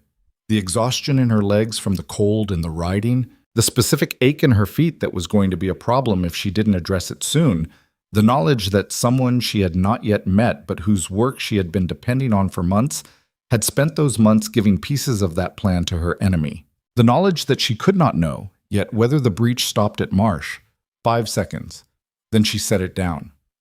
Not away. She wasn't pretending it didn't exist. She set it down in the specific place where it needed to wait while she did the things that needed doing. She had been practicing that move for 7 years. She was good at it. She looked at Elvin. The name, she said. Vialoria. When does it need to be spoken in public for the first time? He understood the question, its weight, its timing, what it meant to both of them. When you have enough people behind it that speaking it produces momentum rather than vulnerability, he said. When the name lands as a force instead of a target. Not yet. Not yet, he agreed. But soon. Yes, he said. Soon. She looked at Mira. The consortium contacts. Who do you approach first? Mira had pulled the oversized wool shirt tighter against the cold and was sitting with her knees drawn up and her eyes sharp and present, all of the amber gown woman from the feast reduced to this. A person in rough wool in a stone shelter doing fast math about survival, which was, Serafina was beginning to understand, who Mira Calloway had always been underneath the performance. Hartwell, Mira said. He's the most cautious of the 3, but he has the most actual pull. If Hartwell moves, the others follow. What does Hartwell want? Stability, Mira said immediately. He's not an idealist. He doesn't care about bloodlines or crowns or historical claims. He cares about predictable trade conditions and enforceable agreements and a political structure that isn't going to produce a war in the middle of his supply routes. Then we give him a compelling argument for why I am more likely to produce that than Cedric. Do you have one? Serafina looked at her. I've been producing stability inside Cedric's house for 7 years, she said. Every negotiation he thought he conducted himself, every alliance he thought he built through his own diplomatic instinct. Half of it was work I did in rooms he didn't know I was in, conversations I had with people he never noticed I was managing, decisions I influenced without taking credit for, because taking credit would have made him feel diminished, and a diminished Cedric was a dangerous Cedric. Mira stared at her. You ran his court, Mira said. Not accusatory. Something closer to stunned. I managed the conditions his court operated in, Serafina said, which is not the same thing as running it, but it is the thing that prevented 3 separate serious political crises from becoming actual crises in the past 4 years. I can name all 3, and name the specific interventions, and name the people who were involved if Hartwell needs a case study. The silence in the shelter was different now from any of the silences that had preceded it. It was the silence of several things reorganizing simultaneously. Lena spoke from her position near the entrance, and it was the first full sentence she had spoken since Serafina had met her. Her voice was dry and precise and carried the specific weight of someone who did not waste words. There's a rider on the southern ridge, she said. Not moving, just watching. Everyone went still. How long? Serafina asked. Long enough to have seen Brennan leave, Lena said. Serafina looked at Elvin. The question was in her eyes, and the answer was in his, and neither of them said it out loud because saying it out loud was not necessary and would have cost something that right now needed to be conserved. If the writer had seen Brennan leave, the writer knew the shelter's location. If the writer knew the shelter's location and had not approached and had not left, then the writer was reporting. To whom was a question with a limited number of answers, none of which were comfortable. She looked at the ground, at the cold ash of the fire, at the thin light coming through the gaps in the ruined roof, at her own hands, which were steady because she had decided a long time ago, not consciously, but the way the body decided things, deep and structural, that her hands were not going to shake in moments like this. The plan she had been holding was broken. The garrison was compromised. The timeline had collapsed. The person watching the southern ridge had been there long enough to know what he knew, and there was nothing that could be done about what he already knew. What could be changed was everything that came next. She looked at Mira, at Elvin, at Lena near the entrance with her hand resting near her blade and her eyes on the ridge. We move, she said. Now. Lena, you go south, not toward the rider, parallel. If he breaks cover to follow someone, I want to know which direction he chooses. She looked at the young messenger who had come back in from the horses. You go back to Torvin, not with a message. You go back to watch. You tell him nothing until I give you specific words to say. You are there to observe who in his command is interested in what questions and report that to me. She looked at Mira. You and I ride east. Mira's eyebrows moved. Hartwell. Hartwell. She looked at Elvin. You take the pendant and the document and you go somewhere that I don't know about and you stay there until I send for you. If I am taken, if something goes wrong, if the worst version of this happens, you are the only person who holds proof of what I am. That proof cannot be captured. It cannot be negotiated away. It cannot be used as leverage against me if you have it, and I don't know where you are. He looked at her for a long moment, long enough that she could see what was in it, the understanding that she was asking him to separate from her, to take the most important physical object in their shared undertaking and disappear with it, which meant that if she was wrong about something, if her reads on Mira and Torvin and Hartwell and Marsh were wrong in ways that produced catastrophe, she would face that catastrophe without the document, without the proof, without the only physical thing that made Serafina Vealoria real rather than claimed. You'd be doing this on trust, he said. Yes, she said. Trust in people you've known for a matter of hours. Trust in my own reads, she said, which are based on 7 years of learning to read people who were lying to me professionally. She held his gaze. I'm not operating from naivety. I'm operating from the understanding that the thing that got us into this position is over-centralization. Everything running through you, everything dependent on a single document and a single man holding it. That's not a structure that survives pressure. We found that out last night. He breathed in. Let it out slow. You sound like your father, he said. And the way he said it, not mournfully, not sentimentally, but with the specific tone of someone making a comparison that was both accurate and complicated, told her something about her father that no letter had told her.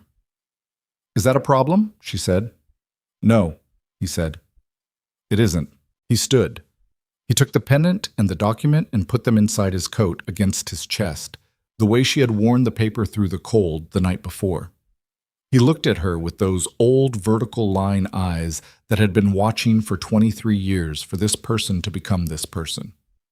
3 days, he said. Not a question. An anchor. 3 days, she said. He went. The shelter was quiet for a moment after his footsteps faded. Mira was watching her with an expression she couldn't fully read. Complex, assessing, containing things that would take time to fully surface. I need to ask you something, Mira said. Ask. When this is over, however it ends, she stopped, rephrased. If you get what you're reaching for, the North, the claim, all of it. A pause. What happens to the people who were used against you? Serafina looked at her. The question was not abstract, and they both knew it. That depends on what they did, she said, and what they do next. Mira held her gaze. Then she stood and pulled the oversized wool shirt straighter and looked toward the shelter entrance and the cold white morning outside it. "Then let's go see Hartwell," she said. They rode east into a morning that was bright and brutally cold, the snow unmarked ahead of them and deep, the horses working hard to move through it. Behind them, on the southern ridge, Serafina did not look back to see if the rider was still there. She already knew he was, and she already knew that the version of herself she had been last night, careful, contained, operating behind someone else's name with someone else's plan, had reached the absolute limit of what it could produce. What came next required something she had been sitting on top of for 23 years, keeping it still and dark and compressed. The way pressure kept things compressed. The way living under someone else's name compressed everything that was real about you into a space so small it barely drew breath. The compression was over. Whatever Hartwell saw when they arrived, whatever Cedric's rider reported back to Ravenshade, whatever Marsh told the people Marsh was telling things to, they were all going to be dealing with something that had not existed as of yesterday morning.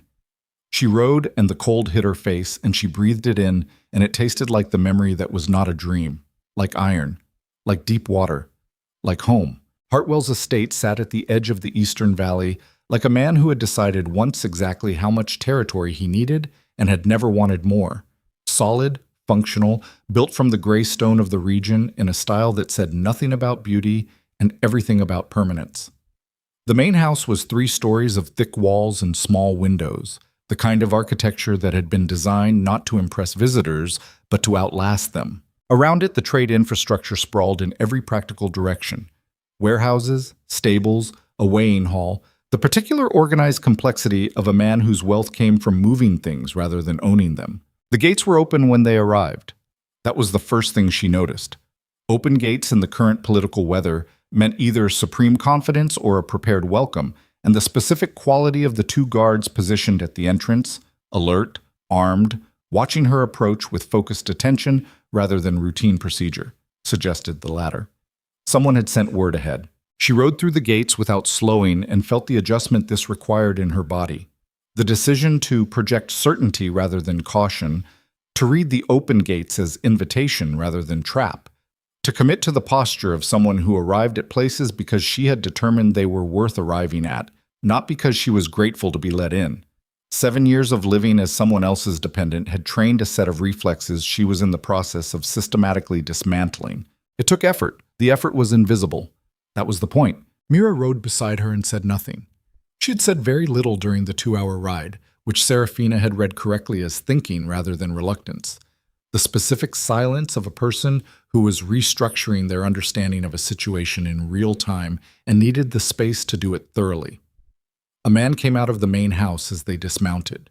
Hartwell was older than she had expected, late 60s, barrel-chested, with a face that had been weathered into something that no longer looked capable of performing reactions it didn't actually feel. He wore working clothes, not reception clothes, which meant he had been doing actual work this morning rather than preparing a display. And he looked at her with the blunt, measuring quality of the man who had spent 50 years deciding in the first 30 seconds whether a piece of business was worth his time. He looked at her for those 30 seconds. Then his eyes moved to Mira, and something shifted in his expression. Not warmth exactly, but recognition of a known quantity, the slight relaxation of a man who has been handed a context that makes the unfamiliar element more legible. "Mira Calloway," he said, "I heard you'd left the city." "You heard quickly," Mira said. "I always hear quickly. That's why you're here." He looked back at Serafina. "And you're—" He stopped. The stop was deliberate. He was giving her the opening to define herself, which was its own kind of test. "Someone who has spent the past 7 years managing the conditions under which the northern trade routes operated," she said, "and who intends to continue doing that from a different position going forward." Hartwell looked at her for another beat. Then he turned and walked back toward the house. "Come in," he said. "We'll talk." The room he took them to was a working room. Maps on the walls, ledgers on the table, the functional disorder of a space where actual decisions were made rather than announced. He poured no wine. He offered no pleasantries. He sat across the table from them and folded his hands and looked at her with eyes that had been doing arithmetic since they opened. "Ravenshade is sealed," he said. "Which you know. The road south is carrying unusual traffic, military messengers, couriers with house seals I don't recognize, 3 different riders who came through my eastern checkpoint in the last 6 hours and declined to identify themselves. He paused. Something broke last night and I don't have the full picture, which is an unusual condition for me. I can give you the full picture, she said. I imagine you can. The question is whether the full picture is worth what it's going to cost me to hear it. She looked at him, at the arithmetic behind his eyes, at the quality of a man who had built everything he had from careful calculation and who was now being asked to recalculate around a variable he had not known existed yesterday. She told him, not everything. Not Elvin, not the garrison, not the specific details of the document and its location, but the shape of it, the real shape, without the borrowed name and the borrowed history. She told him who she was. She told him what that meant legally, historically, in the specific context of an imperial succession crisis with an emperor whose health was failing. She told him what Cedric had been building and why the eastern trade routes were central to that building rather than peripheral to it. She told him what the alternative looked like, not for the empire in the abstract, but for the specific business of moving goods through northern territories under political arrangements that were either going to stabilize or fracture in the next several weeks. She talked for 12 minutes. She had counted out what needed to be said and removed everything that didn't, and what remained took 12 minutes. Hartwell listened without interrupting. This told her something important. A man who listened completely rather than partially while formulating his response was a man who understood that the information he didn't have was more expensive than the information he did. When she finished, the room was quiet. "Show me something," he said. "I don't have the document on my person," she said. "That's deliberate. If I'm taken, the document can't be used against me." "Then show me something else." She looked at him. Then she reached across the table and pulled one of his open ledgers toward her, found the relevant page, the Northern Route accounting, the numbers that showed the particular pattern she had recognized from across the table, turned it to face him. The crew pass transaction. 3 years ago, autumn. She pointed. "The numbers here show a loss on the northern shipment. They shouldn't. The crew pass was open that season. I know because I personally negotiated the clearance agreement with the border garrison commander, a man named Doss, because Cedric refused to deal with him directly due to a personal grievance that dated back 8 years and was, frankly, trivial. I negotiated it under the name of the Duchy's trade office. The deal cleared the pass, and the shipment should have shown profit." Hartwell was very still. "The discrepancy," she continued, "is approximately 1,100 imperial marks, which matches almost exactly the amount that was redirected to cover the cost of a private arrangement Cedric made with Van Thorn's Eastern agent that same season. An arrangement that was never recorded in the Duchy's official accounts because Cedric didn't want it visible." She looked up. "I know this because I found the secondary ledger. I have not, until this moment, told anyone." Hartwell looked at the ledger, then at her, then at the ledger again. "Doss," he said, "is now retired. Lives in the hill country north of the 2nd Garrison. He will confirm the negotiation if asked, and he will describe the person who conducted it, and that description will not match any trade office representative on record." She paused. "It will match me." The room was very quiet.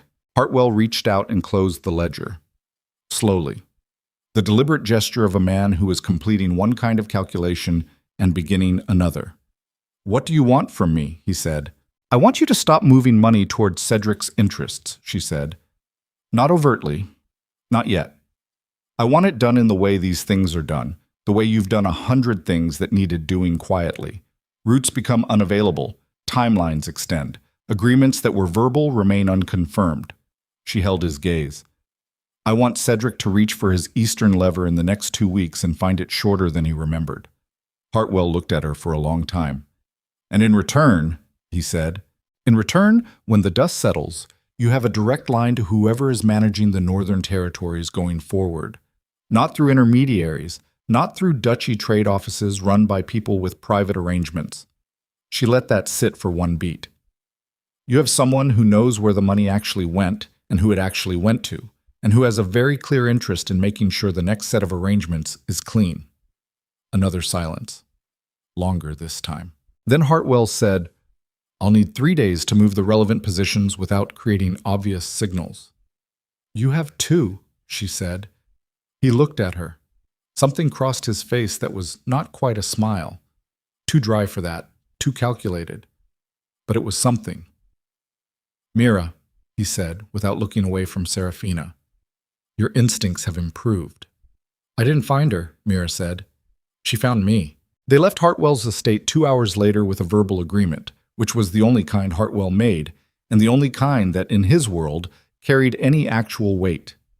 The afternoon had gone gray and cold, the sky the same flat, pressured color it had been the night of the feast, and she rode with the specific alertness of someone who had been reading weather long enough to know when it was about to change. Mira rode beside her and was again quiet and again thinking, and after 20 minutes of silence she said, Cedric is going to move before your 2 weeks. Yes, Serafina said.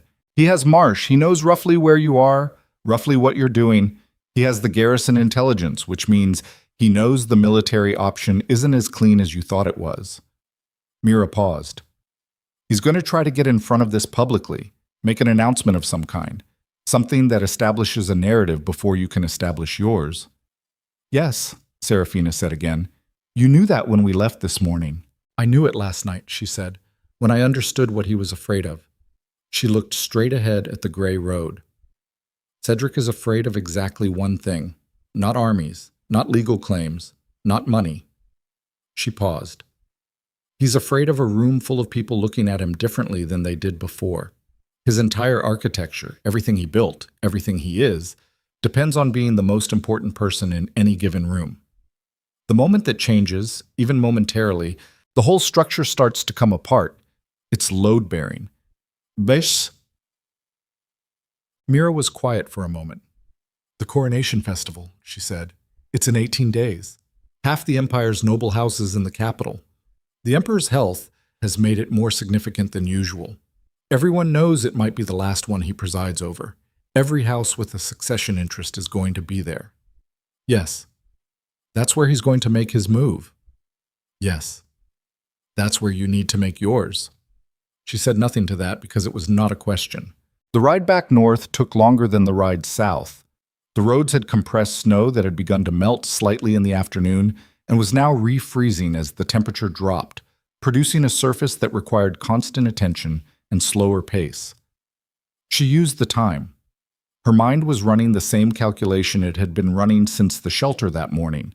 The variables, the timing, the specific sequence of events that turned a claim into a reality, that turned a name spoken in a stone shelter into a name spoken in front of the assembled power structure of an empire. 18 days. Hartwell's 2 days plus 16 days of moving pieces into position with a compromised garrison, a watching rider on a ridge, a betrothed countess riding beside her who had been Cedric's asset 12 hours ago, and a document in the hands of a 71-year-old man who was somewhere in the northern forest and would not be found unless he chose to be found. The variables were manageable. She had operated in worse information environments, but manageable was not the same as safe, and she was not operating under the illusion that what came next was going to be anything other than what it was going to be. She was 3 miles from the shelter when she heard the horses. Not behind her. Ahead. Coming from the north, which was wrong, because the north was where the shelter was, and no one should have been coming from that direction at this hour, on this road, in this weather. She stopped. Mira pulled up beside her and heard it at the same time and went still. 4 horses. Maybe 5.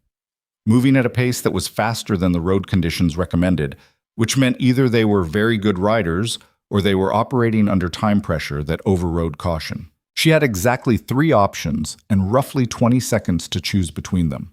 East, into the tree line, viable cover, but the snow under the trees was deep and uneven and the horses would slow, and if the riders ahead were looking for her, they would hear the crashing through deep snow, and that would end the choice. South, back the way they'd come. Open road, fast.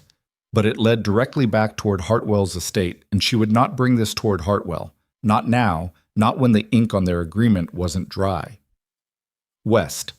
A cut across open farmland toward the ridge line she had used that morning, which was higher ground and which she knew. She went west. Mira followed without being told. The horses hit the edge of the road and broke through the frozen verge crust and found the field beneath it, which was hard-packed under the snow and faster than she'd hoped, and they moved west at a canter while behind her she heard the sound of the approaching riders change cadence, heard the moment they crested the slight rise in the road and came into view of the open field and the two figures crossing it. A shout, then hoofbeats accelerating. She pushed the roan to a full gallop, and the animal responded, finding reserves it had been holding back, and the ridge was ahead of her. Maybe 600 yards across a field that was flat and exposed and offered nothing but distance, which was the only thing she needed it to offer. The riders behind her were fast. She could hear them gaining, better horses probably, or riders who hadn't been moving since early morning, and the ridge was coming up but not fast enough, and the specific mathematics of the distance and the pace were not resolving in her favor when she hit the ridge base and pushed the horse up the incline without slowing and felt it struggle and surge and find the top. She came over the ridge and pulled up hard. Below, on the north face, a column of riders, not 4 or 5, 20, maybe more, spread across the slope in a formation that had not been assembled in the last 20 minutes. This had been assembled hours ago, which meant it had been planned, which meant Cedric had moved faster than she had given him credit for. Faster, she understood in the specific compressed moment of seeing the column, than anyone should have been able to move on this timeline unless the intelligence feeding his decisions was closer and more current than Marcia's reports from inside Torvin's command. Closer, more current.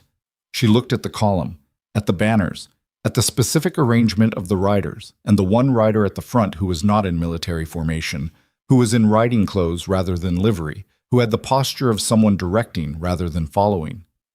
The rider turned and looked up at the ridge. She looked down. Van Thorn. Not Halford. Not a military commander. Van Thorn himself, the man from the feast, deep in conversation with Cedric's financial advisors. The man who had been moving money through obscured accounts. The man who Mira had told her had specific relationships with the Imperial Succession Council. He was here, on the north face of this specific ridge, on this specific afternoon with 20 riders in a deployment formation. Not hunting. Waiting. They had known she was going to Hartwell. They had known before she went, which meant the intelligence wasn't Marsh, wasn't a watcher on a ridge, wasn't a courier intercepted in the forest. It was something closer and earlier and more fundamental than that.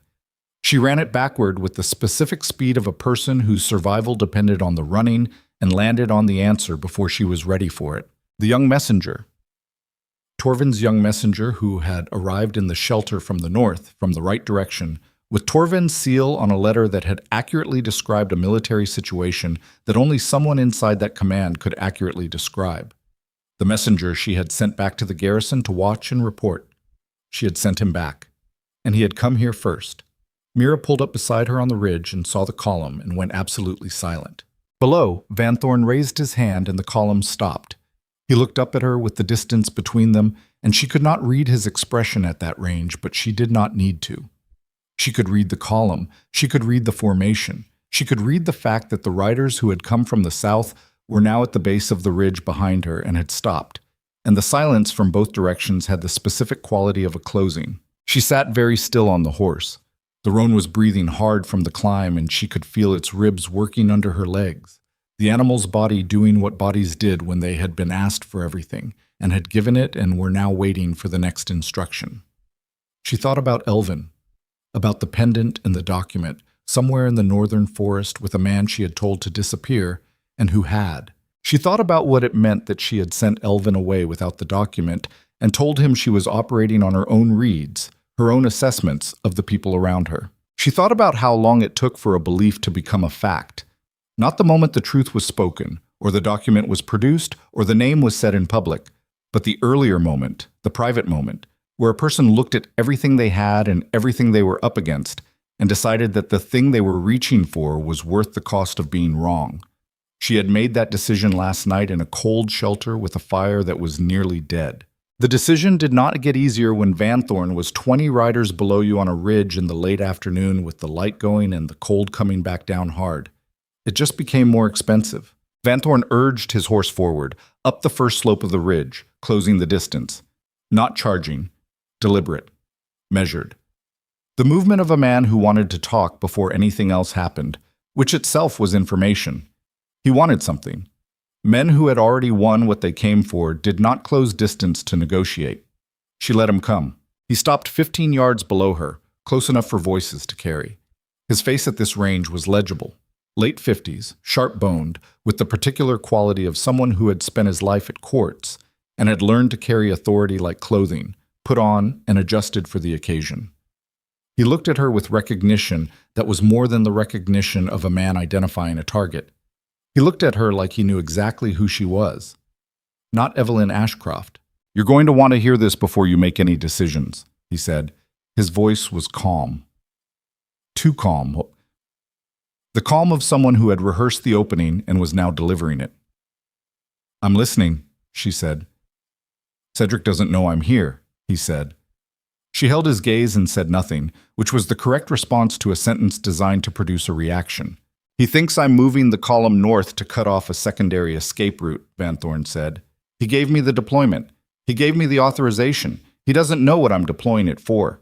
She waited. "I've been feeding Cedric intelligence for 8 months," he said. "Not because I serve his interests, because I needed access to his operations, his plans, his connections to the Succession Council. I needed to know the shape of what he was building before I could act against it." He paused. "The succession crisis is real. It's closer than most people know. And Cedric's play, positioning himself as the northern power broker with imperial connections, is more dangerous than it appears on the surface. Not because he'd succeed, because he'd fail in a way that takes 3 trade corridors and a dozen houses down with him when he goes." She looked at him, at the column behind him, at the riders on the ridge base behind her. "You want the same thing I want," she said. "I want a stable succession," he said. "I want northern interests represented at the imperial level by someone who understands the north.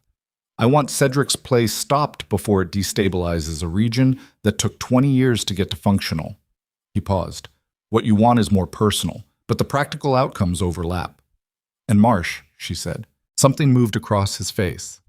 Fast, controlled, but visible at this range. "Marsh came to me," he said, 6 months ago.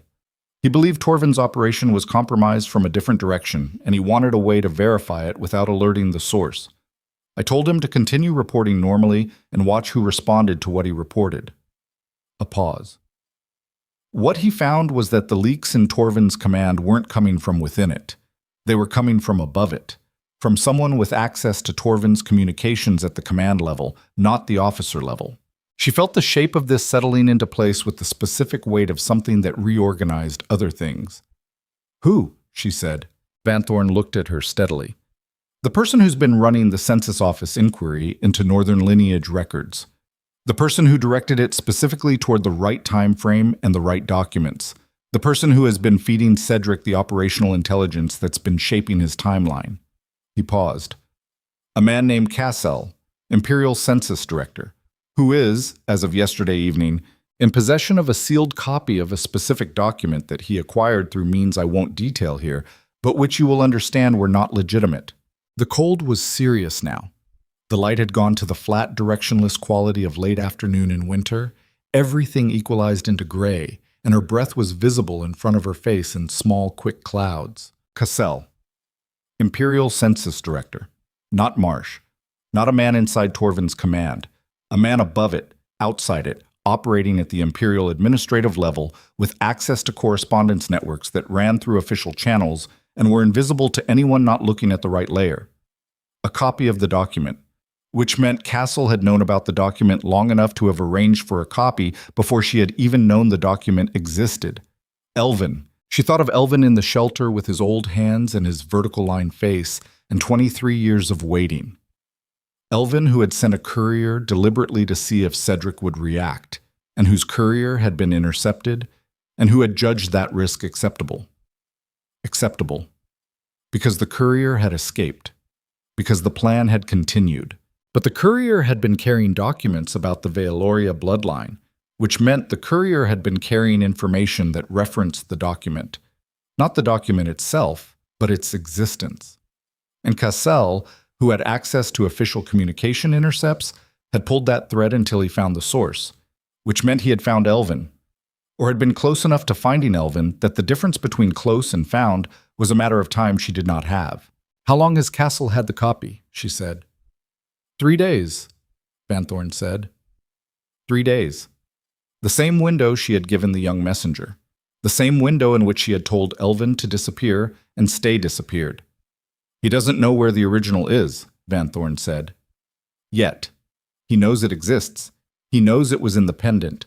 He knows the pendant is no longer at Ravenshade." He paused. "He has people looking."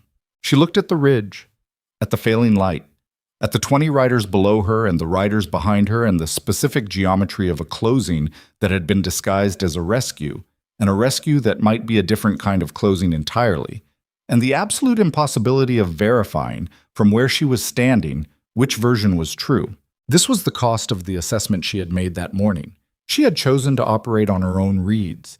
She had sent the one person who could independently verify anything out of reach.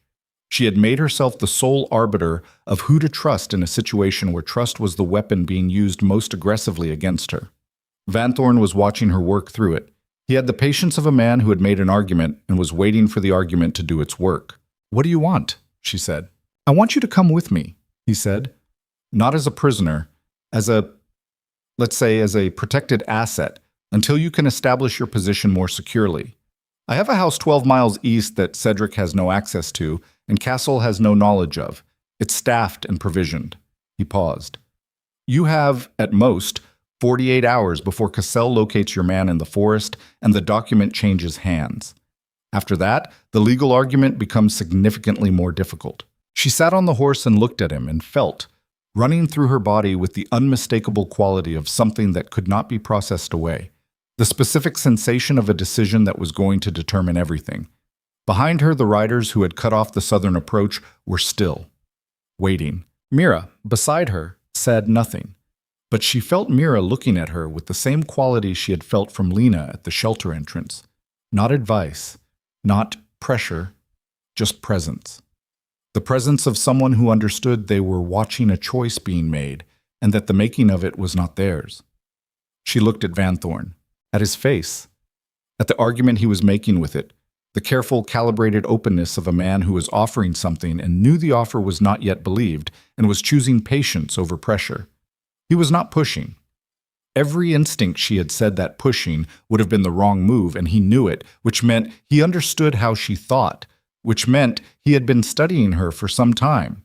That could mean almost anything. She thought about the 14-year-old girl she had been told she was, growing up in a minor northern house with a woman who was not her aunt and a name that was not her own, learning to read rooms and map terrain and track the gap between a person's face and their actual interior weather. Learning those things because she had needed them to survive a life she had not understood was constructed. She thought about what it meant to have been that person for 23 years. She thought about Elvin somewhere in the forest, about the document against his chest where she had once worn it, about Castle's people looking. She had 48 hours and no garrison, and a compromised messenger and a trade agreement that hadn't yet done anything, and a betrothed countess beside her in an oversized wool shirt, and a man below her on a ridge who might be what he said he was, or might be the most sophisticated version yet of the thing she had been navigating since the door came off its hinges in the way station. The roan shifted under her, impatient with the stillness, and she steadied it with her legs and breathed in the cold air and felt the full, unmediated weight of the moment. Then she looked at Van Thorn and said, 12 miles east. Yes, he said. If I find out this is what I think there's a chance it is, she said, I will burn it down, whatever it costs me. He looked at her for a long moment. His expression did not change, but something in his eyes shifted. Not fear. Something closer to recognition. The look of a man who has spent a long time trying to understand what kind of person he was dealing with and has just received a definitive answer. I know, he said. She moved the horse forward, and somewhere in the frozen northern forest, in a direction she did not know, an old man with a face like a cliff walked through the dark with a pendant against his chest and a document inside his coat, and the sound of hoofbeats somewhere behind him that were not yet close but were not going away. Van Thorn's house was exactly what he had said it was. 12 miles east, set back from the road behind a stand of old-growth pine that muffled sound and blocked sight lines in both directions. It was a working estate rather than a decorative one. Functional stone, well-maintained, staffed by people who moved with the specific efficiency of a household that had been operating under discretion long enough that discretion had become habit. No house banners, no visible livery, the kind of place that existed in the administrative record as a secondary agricultural holding, and in reality as something considerably more deliberate. She noted all of this as they rode in, filed it, said nothing.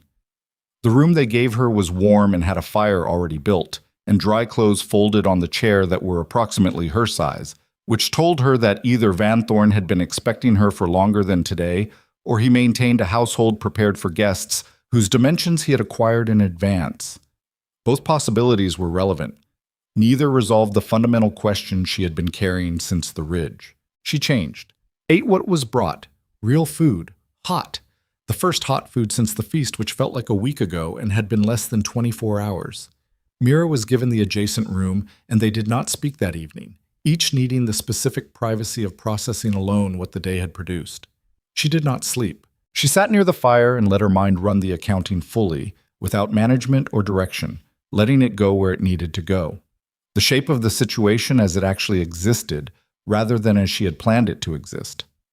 Van Thorn was either what he claimed, an independent operator working against Cedric from within Cedric's apparent confidence, or he was a more sophisticated version of containment than Cedric had attempted at the way station. The 20 riders and the deployment and the closed route south could be read either way. The intelligence about Castle and the document copy could be read either way. What could not be read either way was Elvin. Either Castle's people found him before dawn, or they didn't, and there was nothing she could do from this room to influence which version became true. That was the specific texture of this kind of helplessness. Not the helplessness of incapacity, but the helplessness of distance, of having set things in motion and then being removed from the field on which they were in motion. She had sent Elvin away to protect the document and had placed herself in a position where she could not protect him. She sat with that, not crushing it down, not performing equanimity she didn't feel. She sat with the actual weight of it, the specific human cost of operating at this level, where decisions made in cold shelters at 3 a.m. had consequences for 71-year-old men with cliff-face expressions who had waited 23 years for a night that might now go wrong in the forest before it could go right anywhere else. This, she understood, was the thing that the history books never adequately described. Not the battles or the legal maneuvers or the political architecture of claiming a crown. The nights in between, when the plan was out of your hands and the fire was burning down, and all you had was your own assessment of your own choices, and the knowledge that being right about them was not something you could determine until it was too late to change them. She fed the fire at 2 a.m. and watched the flames reconfigure and thought about her father, who had made choices like this, and about the woman who had raised her, who had made choices like this, and about how both of them had been wrong about specific things in ways that had cost everyone around them enormously, and had also been right about specific things in ways that had produced the only possibility of this night existing at all. Being a person was not a clean operation. Being a person with power, with responsibility, with a name that carried the weight of other people's survival, that was even less clean. The question was never whether you would make mistakes. The question was whether you could look at your mistakes directly without either collapsing under them or dismissing them, and whether you could keep moving. She was still thinking this when the knock came at her door at just before dawn. Brennan. He was snow-covered and looked like he had been riding for most of the night, and he handed her a note without preamble, the same way he did everything, without theater. The note was in Elvin's handwriting. 4 words. I am still here. She read it twice. Then she folded it and held it for a moment and felt something move through her chest that was not relief exactly. Relief was too simple for what it was. It was closer to the feeling of a structure that had been braced against catastrophic load and had held, and the holding was not triumph but continuation, the ability to keep building on what had not collapsed. He's safe, Brennan said. Not a question. For now, she said. Where? Better that you don't know, he said. His words. She almost smiled. Tell him. She stopped. Thought. Tell him the festival is in 17 days. Tell him I need the document in the capital by the 14th day. Tell him not to bring it himself. Brennan looked at her. He's not going to like that last part. I know, she said. Tell him anyway. Brennan left before the household woke. She went to Van Thorn at breakfast. He was already at the working table with maps and correspondence, operating at the pace of a man who treated mornings as the most productive hours rather than hours to be endured before productivity became possible. He looked up when she came in and put down his pen with the attentiveness of someone who had been waiting for this conversation. She sat across from him. "Cassell," she said. "Where is he now?" "The capital," Van Thorn said.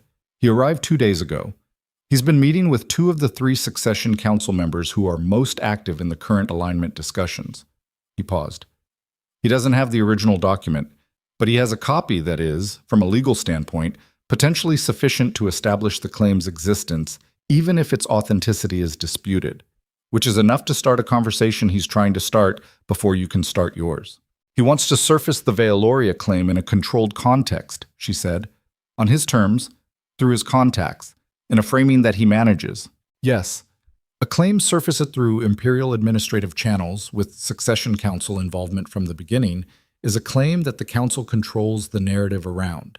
They decide what it means. They decide what to do with it." He looked at her steadily. A claim surfaced publicly at the festival, in front of every noble house in the empire, with military backing already in motion and economic pressure already applied. That's a different conversation entirely. That's a conversation the council responds to rather than initiates. "So we need to be in the capital before Cassell completes his council meetings," she said. "You need to be in the capital before Castle completes his council meetings," Van Thorn said carefully.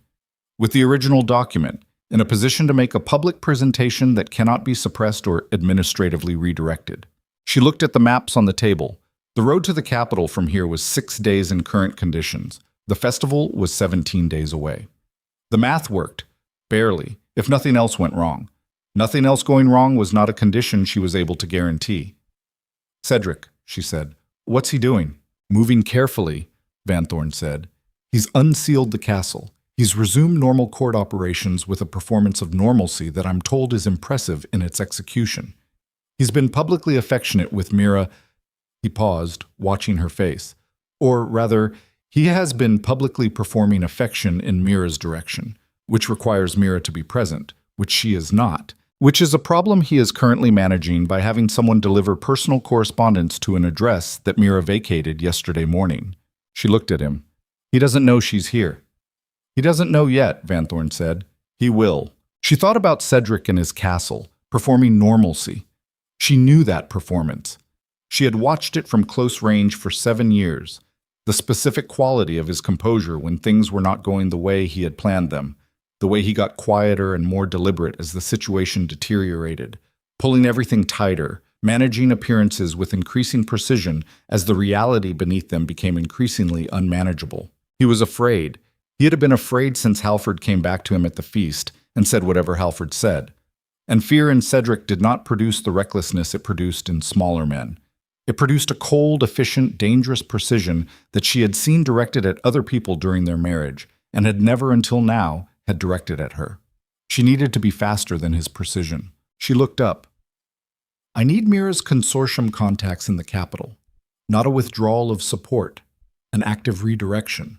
I need the eastern trade houses making visible moves toward new northern arrangements before the festival begins.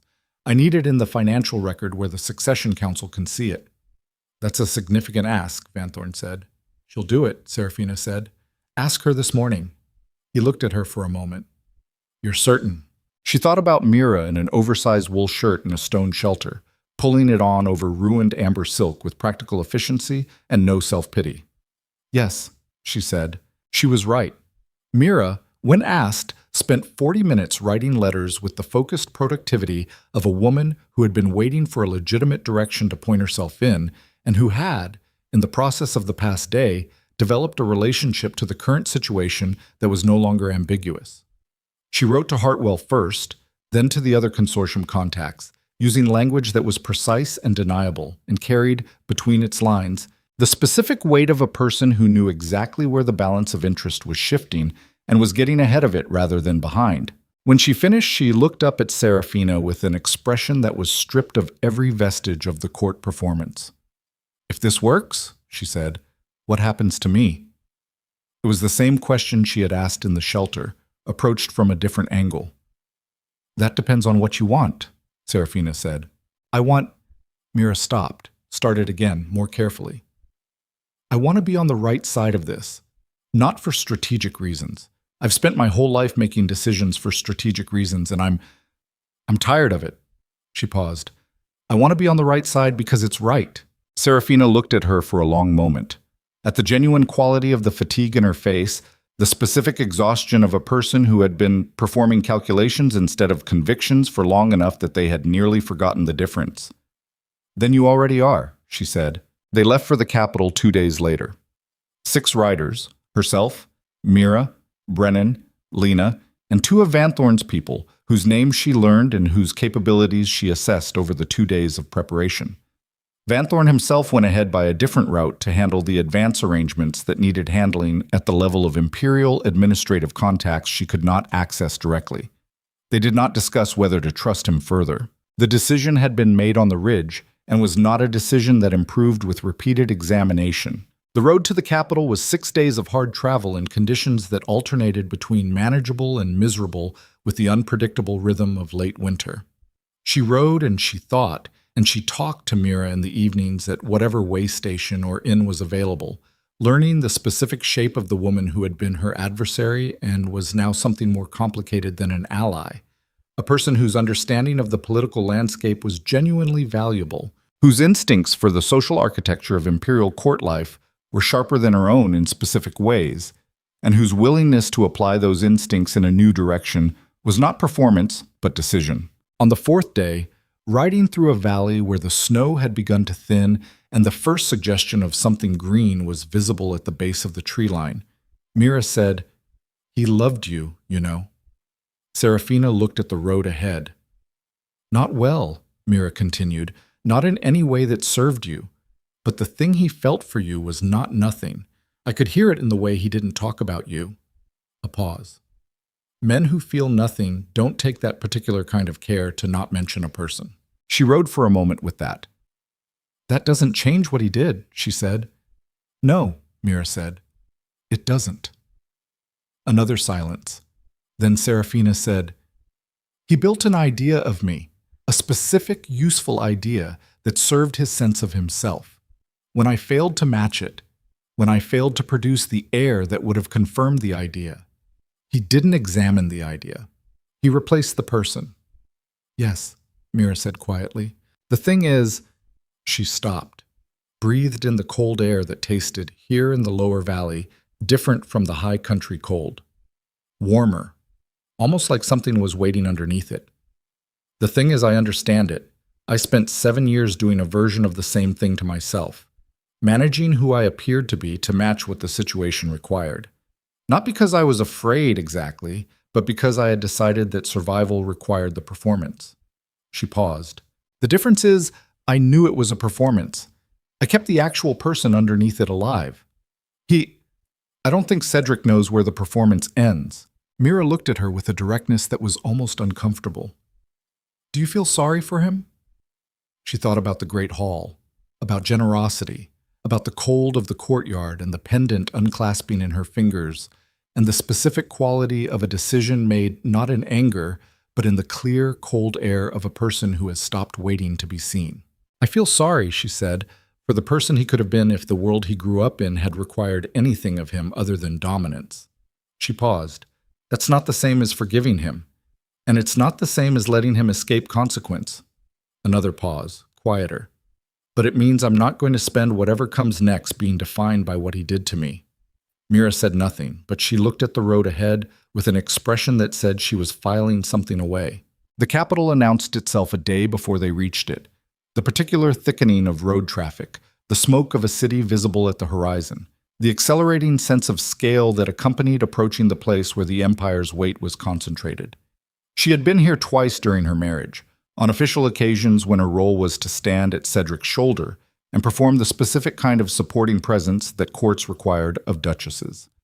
She had never been here as herself. She rode in through the eastern gate on a gray morning 11 days before the festival and felt the city close around her with the specific, focused energy of a place that was already running at elevated intensity.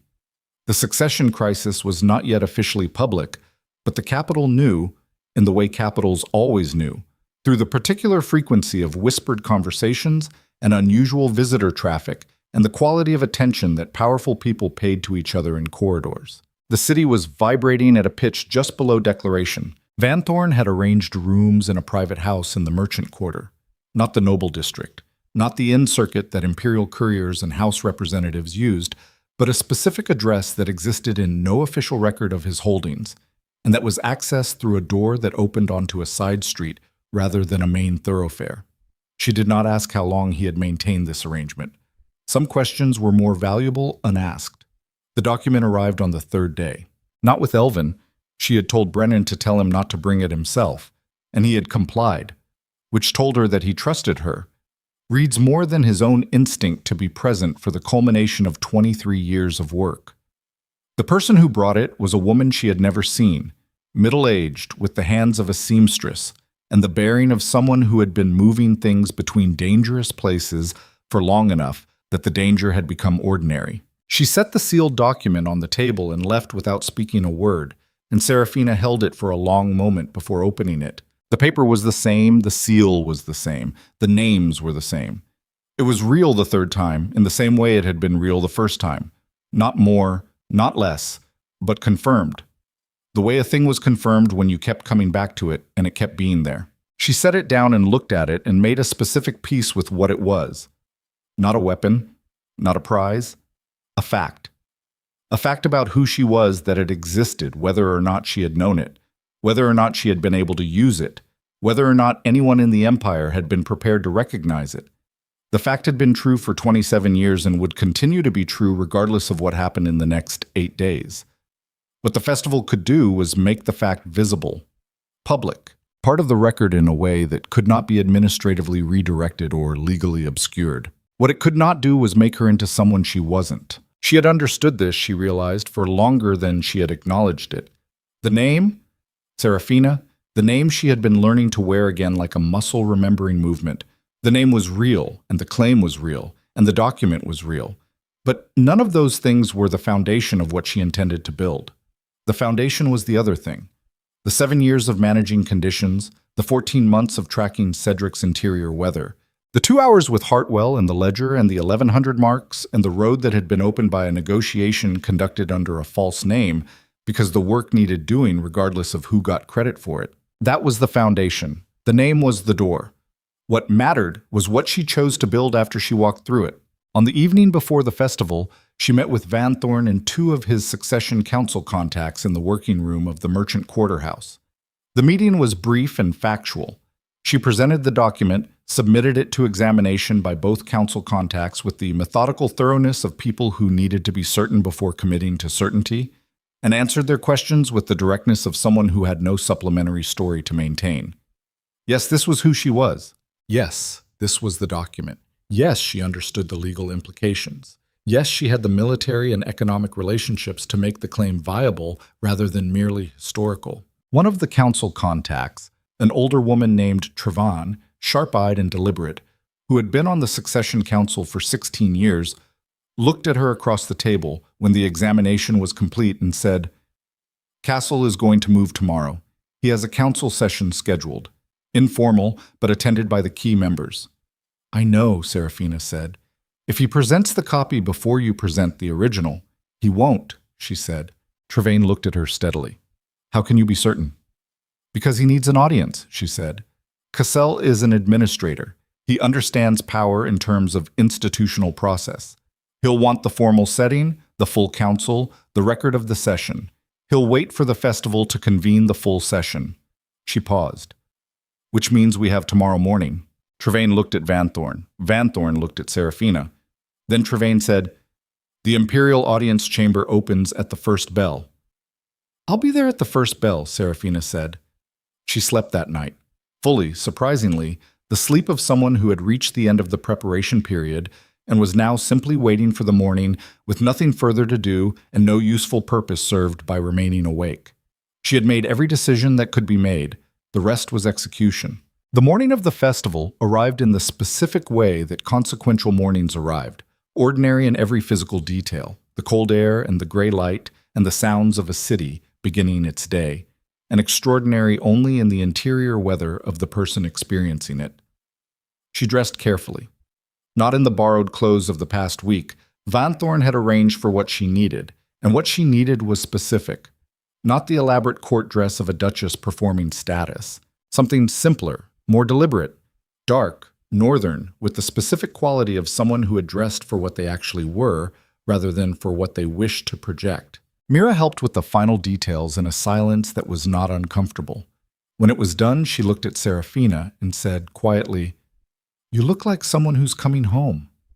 She looked at herself in the mirror for a moment, at the face she had been managing other people's perceptions of for 7 years, and which was now, simply, her face.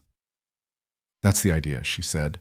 The Imperial Audience Chamber was a room designed to produce a specific effect, the effect of institutional permanence, the feeling that the walls had witnessed enough history that one more piece of history was simply the continuation of something already well underway.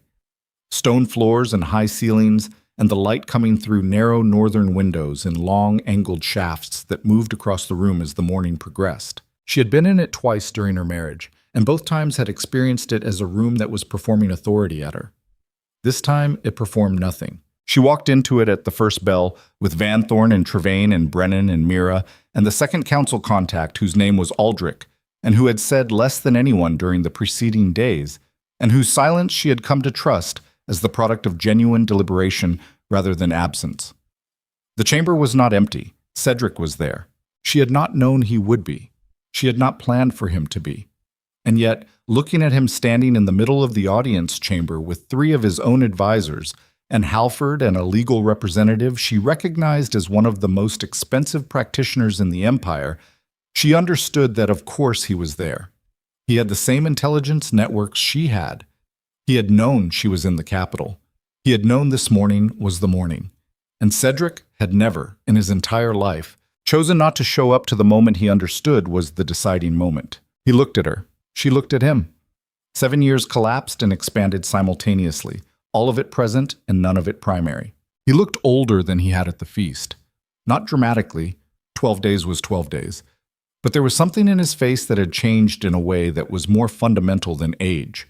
The performance was still there, the composed authority, the careful projection of a man who controlled his environment. But underneath it, visible now in a way it had never been during their marriage, was the substrate. The thing the performance had always been constructed to conceal. Not cruelty, not ambition, something more fundamental than either. The fear of being seen as insufficient. The terror, bone deep and lifelong, of being found to be less than the image. She had spent 7 years failing to produce the heir that would have confirmed his image of himself. She understood now that no heir would have done it. The insufficiency was not in her. It had never been in her. "Evelyn?" he said. "No," she said, simply, without heat. He looked at her for a long moment. Something moved across his face, complex, unresolved, the specific expression of a person encountering a truth they have been constructing elaborate architecture to avoid.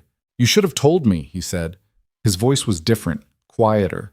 The performance present, but thinner, like ice in the first week of spring. "You should have made it safe to tell you," she said. "You didn't." The room was very still. His legal representative moved forward with a document. A prepared counterfiling, she recognized. The administrative machinery of a man who had come prepared to contest rather than accept. She looked at it without looking away from Cedric. "Before your representative files that," she said, "I want to say something to you directly. Not for the council, not for the record. Just directly." He looked at her. For one moment, underneath everything, she saw the man she had married. Not the man he actually was, but the man he had briefly been in the early months, before the pressure of what he needed from her had replaced the person he had temporarily allowed her to see. She had loved something in that man. It was not a thing she was ashamed of. It was simply a thing that had not been sustainable, because what he had shown her had not been sustainable. "What you did to me," she said, "was real. The cold, the hall, the 200 people. What it cost me to walk out of that room is something you will never fully understand, because understanding it would require you to value something other than what you've always valued." She paused. "I'm not forgiving you. I'm not asking for your remorse. What I'm telling you is that I'm not carrying it anymore. It belongs to you. It always did." He looked at her. His jaw worked once, slightly. His legal representative was looking between them with the specific uncertainty of someone watching a scene that was outside the parameters of their preparation. "Halford told me," he said finally, "what you said. About the pendant. About leaving it deliberately." He paused. "I spent 3 days trying to work out what it meant." "Did you? I thought it was a trap," he said. "I thought you were luring me into moving against you so you'd have cause to—" He stopped. The sentence had somewhere it couldn't go. He looked at his hands for a moment. "But that wasn't it." "No," she said. "It was a signal," he said, "to someone in the hall." "Yes?" He looked at her with something that was, she understood, the closest thing to honest accounting he had ever directed at her. "I never knew you," he said. "No," she said. "You didn't." She turned to Trevane and presented the document. The formal proceeding took 2 hours. It was not a battle. It was a process. The specific legal and administrative process by which a fact became part of the institutional record of an empire, and it was less dramatic in its execution than everything that had preceded it, which was how consequential things usually worked. Cedric's legal representative filed the counterclaim, and it was examined and found insufficient against the original document with its authenticated seal and the 2 succession council members in attendance, and the supporting testimony of Van Thorn and the Northern lineage records that the census inquiry had inadvertently confirmed rather than suppressed. Castle arrived midway through and looked at the room and made the calculation that a man of his institutional intelligence made correctly even when it was unwelcome, and did not attempt to present his copy. When it was done, when the session was formally closed and the record noted, and the next steps, the public festival announcement, the council's formal recognition, the process that would take months to fully complete. When all of that was in motion, she walked out of the audience chamber into the morning light. The festival was beginning in the courtyard below the imperial grounds. She could hear it, music, voices, the particular quality of an assembled crowd. She stood at the top of the steps and looked out at the Capitol spread below her and breathed in the cold morning air that was, she noticed, no longer quite as cold as it had been. There was something in it. The faintest suggestion of something that was not winter. Mira came to stand beside her. "It's done," Mira said. "The beginning of it," she said. "The rest takes years." "Yes," Mira said. "It does." Below, in the courtyard, the banners of the festival moved in the morning wind. Imperial banners, house banners. The accumulated heraldry of an empire in the middle of one of its defining transitions. Among them, she knew, within the hour, a banner she had not seen flying in 23 years would be raised, not replacing the others, beside them, the way a truth existed beside other truths rather than eliminating them. She thought about Elvin, about the long specific patience of 23 years, and what that kind of patience cost a person and what it produced. She would see him soon. She had things to say to him that she was still finding the right words for. She thought about her father, whom she had not known well enough to grieve properly, and was only now beginning to grieve at all. She thought about the woman who had raised her with a false name and a protective story, and the specific love of someone who had chosen to carry a responsibility that was not asked of her, and had carried it until she could carry it no longer. She thought about the 14-year-old she had been in a minor northern house learning to read rooms and map terrain, not knowing why she was so driven to learn those things. Not understanding that the preparation was for something real. The preparation was always for something real. That was the thing nobody told you. The years that felt like waiting, the skills acquired for circumstances that hadn't yet materialized, the discipline of becoming a person capable of bearing weight before the weight arrived. None of that was wasted. All of it was the actual work. The moment in the audience chamber was only the moment where the work became visible. She heard footsteps behind her and turned. Cedric. He had come out alone. Halford and the advisors were not with him. He stood at the top of the steps with the morning light on his face, and without the performance, not entirely, the performance was structural for him. It would not fully leave even now, but diminished, the thing beneath it more present than she had ever seen it. He looked at her, and then out at the courtyard. "Where do I go?" he said. It was not rhetorical. It was the plainest, least performed thing she had heard him say in 7 years. The question of a man who had organized his entire identity around being the most important person in the room and was standing outside a room in which he would never be that again. She looked at him for a moment, at the genuine lostness in his face, at the specific cost of a life built on performance coming due all at once. "I don't know, she said. "That's yours to answer." He looked at her with something she recognized after a moment as respect. Not the respect of a man recognizing power. He had always recognized power. That was not new. Something else. The respect of a man recognizing that the person he was looking at had become themselves while he was busy trying to control who they were, and that the person they had become was, in some fundamental way, more substantial than the control had been. "I'm sorry," he said. She looked at him, measured the weight of the two words against everything they were attached to, and found them insufficient and real simultaneously, the way most apologies were insufficient and real simultaneously. "I know," she said. She turned back to the courtyard, to the banner being raised at the far end, the movement of it catching in the morning wind, unfurling with the particular quality of something long compressed, finally allowed to open. He stood there for another moment. Then she heard him go. She did not watch him leave. She watched the banner. Below, in the city, the winter was ending. The snow was not gone. It would not be gone for weeks yet. But the quality of the light had changed. The flat, pressured gray of deep winter had softened into something that carried in its edges the first faint suggestion of what came after. The suggestion only. Provisional. The kind of change that could still be reversed by one cold night. But it was there. She breathed it in. Iron and water and cold stone and something underneath all of that. Something that was not yet nameable, but was coming, the way things came when they had been compressed long enough.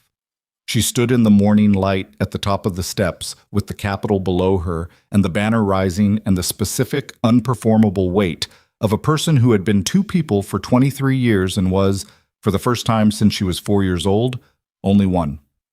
The spring was coming. She was ready for it.